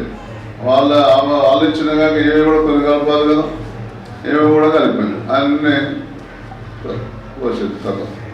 అయ్యగారు నువ్వు చెప్పినట్టే నేను గెలవలేదు, నువ్వు చెప్పలేదు, ముందే చెప్పలేదు గెలవలేదు. మరి ఇప్పుడు ఏం చేస్తుంది? సేవ చేస్తాయి కాదు, సకాలంలో సేవ చేస్తుంది. ఎవరైనా వస్తానంటే తీసుకుపోతాం మా దగ్గరికి. నేను చెప్పింది నిజమాబద్ధం లేదా? జాగ్రత్తగా వినండి, అట్లా మీరు ఉండాలి. మా సంఘంలో ఇంకొక అమ్మ సర్పంచ్ అయ్యా నువ్వే కలుస్తావని చెప్పింది. ఏంటి నేను కలుస్తాను? దేవుడు చూపెడుతుండయా, నేనే కలిస్తే మీ సంఘానికి ఏం కావాలంటే అది చేస్తాను. లేదా ఆయనే కలిసిండు, సంఘానికి కార్యక్రమం భూమి ఇచ్చిండు. ఉన్న భూమి కాక ఆల్రెడీ చర్చికి ఉన్న భూమి కాక కార్యక్రమం భూమి, దానికి ఆనుకోనున్న గవర్నమెంట్ భూమి సంఘంలో అందరూ సభ్యులందరూ తీర్మానం చేసి ఇక్కడ ప్రజలకు మేలు కలుగుతున్నది, సంఘం మాకు ఆశ్చర్యకరంగా ఉన్నది మా గ్రామానికి అని కార్యక్రమం భూమి ఇచ్చింది. ఇక కొన్ని ఊళ్ళోనైతే మీరు గుడెట్ట కడతారో నేను చూస్తా అని సర్పంచ్ లేరా అంటే మరి ఏం సేవ చెప్పండి. జరగబోయి చెప్తే ఎవరైనా గింగరాలు తిరిగి కింద పడతారు తెలుసా? మళ్ళీ తిరిగి కింద పడతామే జరగబోయి చెప్తే. ఎంత దుర్మార్గుడైనా మారుతాడు, ఎంత నరహంతకుడైనా మారుతాడు. పౌర భక్తుడు నరహంతకుడు మారలేదా? ఒక్క దెబ్బకి గుర్రం మీద ఉన్నోడు కూడా కింద పడి మారలేదా? మరి మీ ద్వారా ఎన్ని గుర్రాలు మనుషులు పడేయాల్సి ఉన్నాయో మీ ద్వారా ఎన్ని అద్భుతాలు చేయాలనుకుంటున్నాడు దేవుడు, ఎన్ని ఆశ్చర్యకాలు చేయాలనుకుంటున్నాడు దేవుడు.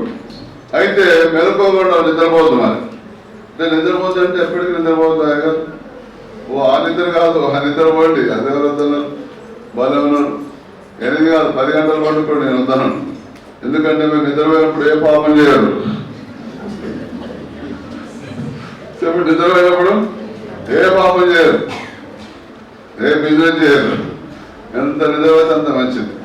శరీరంతో నిద్ర, ఆత్మ సంబంధమైన నిద్ర మొత్తం పోకండి. విశ్వాసాన్ని విడిచిపెట్టకండి, ప్రేమను విడిచిపెట్టకండి, నిరీక్షణ కోల్పోకండి. లేదా దర్శనికి రాసిన 1వ పత్రిక 5వ అధ్యాయం 10వ వచనం 5:10 మనము మేలుకొని ఉన్నను నిద్రపోవచ్చును తనతో కూడా జీవించు నిమిత్తము ఆయన మన కొరకు మృతి పొందెను. మన కొరకు చూసినా మనం నిద్రపోయినా సరే మెలకుతోడున్నా సరే మన కొరకు మనం జీవించే నిమిత్తము లేదా ఆయన మరణం పొందాడు కనుక. ఎందుకనగా ప్రభువైన యేసుక్రీస్తు రక్షణ పొందుటకే దేవుడు మనం నియమించిన కానీ ఉగ్రత పాలటకు నియమించలేదు. నిద్రపోవద్దంటే నిద్రపోయిన వాళ్ళ మీద ఉగ్రత వస్తుంది. నిద్రపోవద్దు అంటే నిద్రపోతే చాలు. నిద్రపోవడం కాదు, కులికిపోయి ఇట్లా అన్నాడు అంతే. అబ్రాహామును బట్టి 450 సంవత్సరాలు 9 తరాలు క్షమించబడ్డాయి. తెలుసా మీకు ఆ సంగతి? 9 తరాలు ఇట్లా కులికిపోయడం అంతే. గాఢ నిద్ర వచ్చేసిందట. అక్కడ గాఢ నిద్రలో పోయిన రాస్తున్నది. ఆదికాండం 15వ అధ్యాయం. అబ్రహాం బలిర్పణ చేసినప్పుడు ఆ అపవిత్రమైన పక్షులు వచ్చి ఆ యొక్క బలిని పుట్టినాయి. దేవుడు కోపం వచ్చింది. లేదా 400 సంవత్సరాలు నీ సంతానం అన్ని దేవులకు దాసులైపోతారన్నాడు అంతే. అప్పుడు ఐగుప్తు దేశం ఇటుక పెట్టింది వాళ్ళే. మన మోస భక్తున్నారు, దేవుడు గొప్ప చేత విడిపించింది. లేదా జాగ్రత్తగా వినండి, అసలు చేయకండి, మెలకువగా ఉండండి, విశ్వాసం ఎప్పుడు కోల్పోకండి.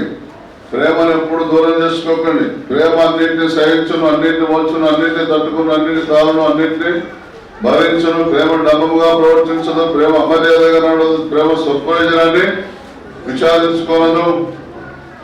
విశ్వాసము, నిరీక్షణ, ప్రేమ ఈ మూడు నిలిచిన వాటిలో శ్రేష్టమైనది ప్రేమయే. మరి శ్రేష్టమైన దాన్ని పక్కన పెడితే ఎట్లా చెప్పండి? ప్రేమ అంటే అన్నింటినీ సహించుకున్నదా, కొన్నింటేనా? ప్రేమ అంటే అందరినీ సహించుకుంటుందా, కొందరినేనా? నేనైతే చాలా సహించుకుంటా, సహించుకొని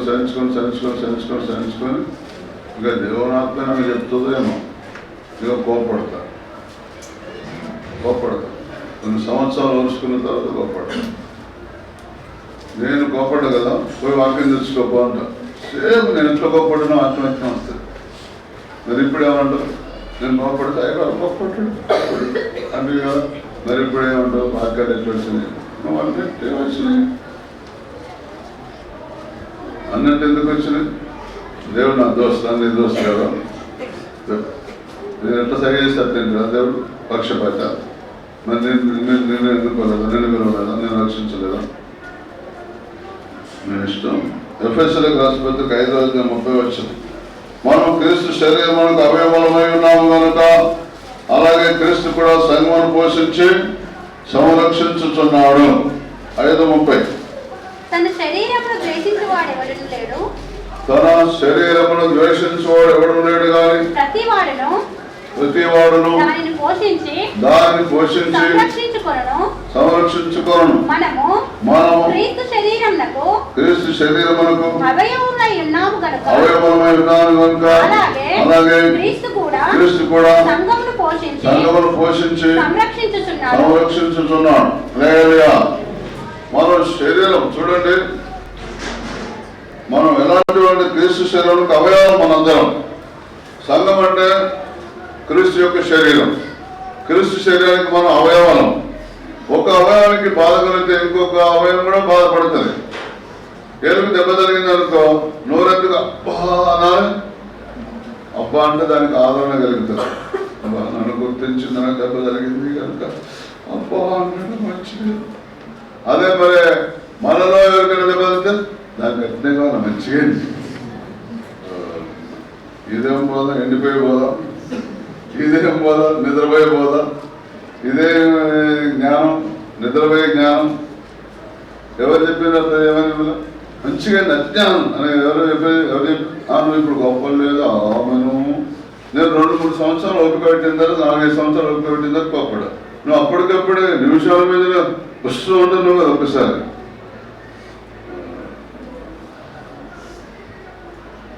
ప్రేమ దీర్ఘకాలం సహించున్నాను. నేను దీర్ఘకాలం ఓపిక పెట్టినా. నువ్వు అప్పటికప్పుడే నీ ఓపిక లేదు, మంచిగా దానికి అట్నే కావాలంటున్నావు. అట్నే కావాలంటే నీకు కూడా అట్నే జరుగుతుంది ఒకరోజు. అప్పుడు నువ్వు ఒక్కదాని అంటే నేను 10 మంది అట్నే అంటారు. నీకు అట్టే కావాలి, దీనికి అట్టే కావాలి, దీనికి అట్నే కావాలంటారు. అప్పుడు నీ సంగతి ఏంటి చెప్పి ఇష్టం. మనము క్రీస్తు శరీరమునకు అవయవం.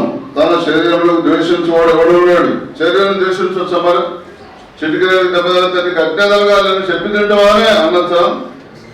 మంచిగా అయిందే, ఇంకా కోసేది ఉండే, ఎగిరిపోయేది ఉండే, పుట్టు అంటాం. మనం ఒకరికొకరు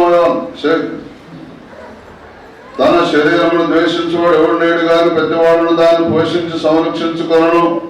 మనము క్రీస్తు శరీరములకు అవయవములై ఉన్నాము కనుక అలాగే క్రీస్తు కూడా సంఘమును పోషించి సంరక్షించుచున్నాడు కనుక దయచేసి మీరు ఇప్పటి నుంచి అయిపోయింది. నేనైతే మరీ ఇంత ఘోరంగా చేయలేదు మీరు చేసినట్టు. నేను కొద్దిగా లైట్గా వరుసగా ఎల్లి దెబ్బ జరుగుతాను లోపట్టాము, దాని కట్టిన తగలాలనుకుని అయ్యో ఏమైంది ఎక్కువైంది, దాని జోలికి ఎందుకు విషయం జోలికి అని లైట్గా అంటే దేవుడు అన్నాడు, నువ్వు మాట్లాడుతూ అందరినీ ప్రేమించాలి, అన్యాయాలను ప్రేమించాలి, అన్యాయాలను ఒక తీరు చూడాలి, అన్ని గోరులు ఒక తీరు చూడాలి, అన్ని కళ్ళను ఒక తీరు చూడాలి, అన్ని శవులను ఒక తీరు చూడాలి అని చెప్తే అప్పటి నుంచి నేను ఎప్పుడైతే అట్లా చెప్పిండో అప్పటి నుంచి అందరినీ ఒక తీరు జీవితం మొదలుపెట్టినప్పుడు దేవుడు ఇప్పుడు నా శరీరం అవయవం నగున్నాడు అని చెప్పేసి నన్ను దీవించడం మొదలుపెట్టాను. దీవించుండు. మొట్టమొదటి నాకు కళ్ళ కనబడే పట్టు ఆశీర్వదించుడు కనబడాడు ఫస్ట్ దర్శనం. కానీ 3.5 సంవత్సరాలకి ఆశీర్వాదం నా మీదకి రాలేదు. ఆశీర్వాదం శాశ్వత జీవం ఉండదు అసలు. ఆశీర్వాదమును శాశ్వత జీవమనచ్చట ఉండవని సెలవిస్తున్నాడు అని 133వ కీర్తనలో ఆక్రమించిన రాసి ఉంటుంది. కనుక ఆశీర్వాదం శాశ్వత జీవం అక్కడ ఉండాలంటే మనం ఒకే శరీరం లాగా ఉండాలి. ఎవరు కూడా తన శరీరాన్ని ద్వేషించేవాడు ఎవడూ లేడు. కనుక మీరు ఇప్పటి నుంచైనా మీ శరీరాన్ని ద్వేషించకండి.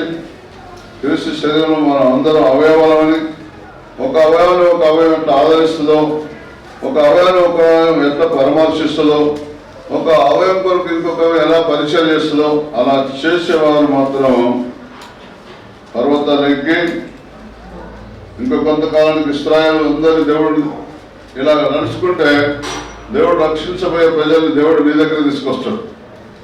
అలయా మీరు చిగురు పెట్టి వారి కొరకు ఫలాలు ఫలిస్తారు. ఎప్పుడైతే మీరు ఫలిస్తారో మీ దగ్గర నుంచి వారి అన్నింటికి పోనివ్వరు.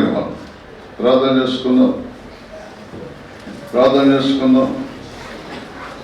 బలహీనత నుంచి విడిపించి దేవా, నా దగ్గర బలహీనతలు ఉన్నాయని చెప్పుదాం, అడుగుదాం, చెప్పుకుందాం.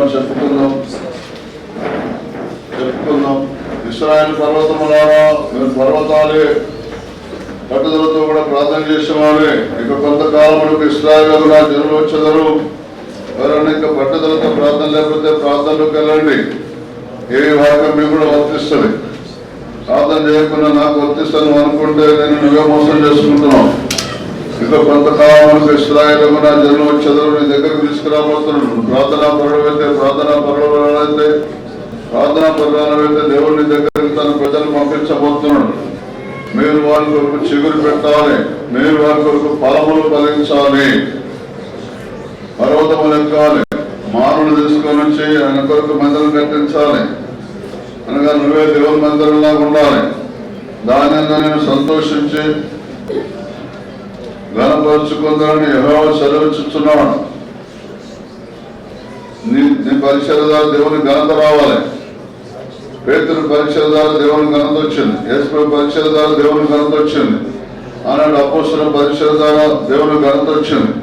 నీ పరిచర్య ద్వారా దేవుని ఘనత రావాలని ఎదురు చూస్తున్నాడు. దేవుడు నీ సన్నిధి, నీ మందిరంలో, నీ జీవితంలో సంతోషించి తను ఘనపరుచుకోవాలని చూస్తున్నాడు. అది ఐగుప్తులో ఉండి వారు రప్పించటంగా నేను వారు చేపెట్టుకునే దినమని వారు పితరులు ద్వేషించిన నిబంధన వంటిది కాదు. నేను వారి పెనిమిటైన వారు నిబంధనలో భంగం చేసుకోవద్దు. ప్రయాసపడి భారం వస్తున్న సమస్యలను ఆయన దగ్గర రండి, నేను మీకు విశ్రాంతి కలిగించడానికి నిబంధన చేశాడు దేవుడిని. దాన్ని స్థిరపరచుకోవాలంటే దేవుడు అద్భుతాలు మన ద్వారా జరగాలి. గుడ్డివారు కళ్ళు తెరవబడాలి. ఎంతో మంది గుడ్డితనంలో ఉన్నారు, ఆధ్యాత్మిక గుడ్డితనంలో ఉన్నారు. కొంతమంది నిద్రమంతులో ఉన్నారు, విశ్వాసం లేని వారుగా, నిరీక్షణ లేని వారుగా, ప్రేమ లేని వారుగా ఉన్నారు. నీ పరిచయ ద్వారా వారు ప్రేమ కలిగి ఉండాలి. నీ పరిచయ ద్వారా వారికి విశ్వాసం రావాలి. నీ పరిచయ ద్వారా వారికి నిరీక్షణ రావాలి. వారి కళ్ళు తెరవబడాలి. మా కళ్ళు తెరవబడ్డాయి. మేము ఎన్ని సంవత్సరాలు క్రైస్తవులు, 50 సంవత్సరాలు క్రైస్తవులు, కానీ ఇలాంటి వాక్యం ఎక్కడ లేదన్నారు. ఒక సేవకుడు ఒక చోట పరిచయం చేస్తే ఆయన గురించి అలాగే అన్నారు. అయ్యా, ఈ సేవకుడి ప్రాంతానికి వచ్చినాక అసలు మేము 50 సంవత్సరాలు క్రైస్తవులు, కానీ ఇలాంటి వాక్యం ఎప్పుడేం లేదు, మా కళ్ళు తెరవబడ్డాయి అన్నారు. అట్లా నిన్ను గురించి అనాలి. నీ ద్వారా వారి కళ్ళు తెరవబడాలి. ఎవరు గుడ్డివారు? నా ప్రజలే గుడ్డివారు. ఎవరు గుడ్డివారు? నా సేవకుడే గుడ్డివాడు, నా బోధకుడే గుడ్డివాడు, నా ప్రజలే గుడ్డివారు అని రాస్తున్నది. అలా ఉండకూడదు. నీ ద్వారా అనేక మంది గుడ్డివారు కళ్ళు తెరవబడాలి. అప్పుడు దూత అతనితో నీవు నడుము కట్టుకొని చెప్పులు తొడుక్కోమని చెప్పాను. అతడు అలాగ చేసిన తర్వాత సహోదరులారా, దేవుని కృపణ మీదకి రాబోతుంది. దేవుని దయాదాక్షణ మీదకి రాబోతున్నాయి. ఆయన కనికరణ మీదకి రాబోతున్నది. ఆయన కటాక్షణ మీదకి రాబోతున్నది.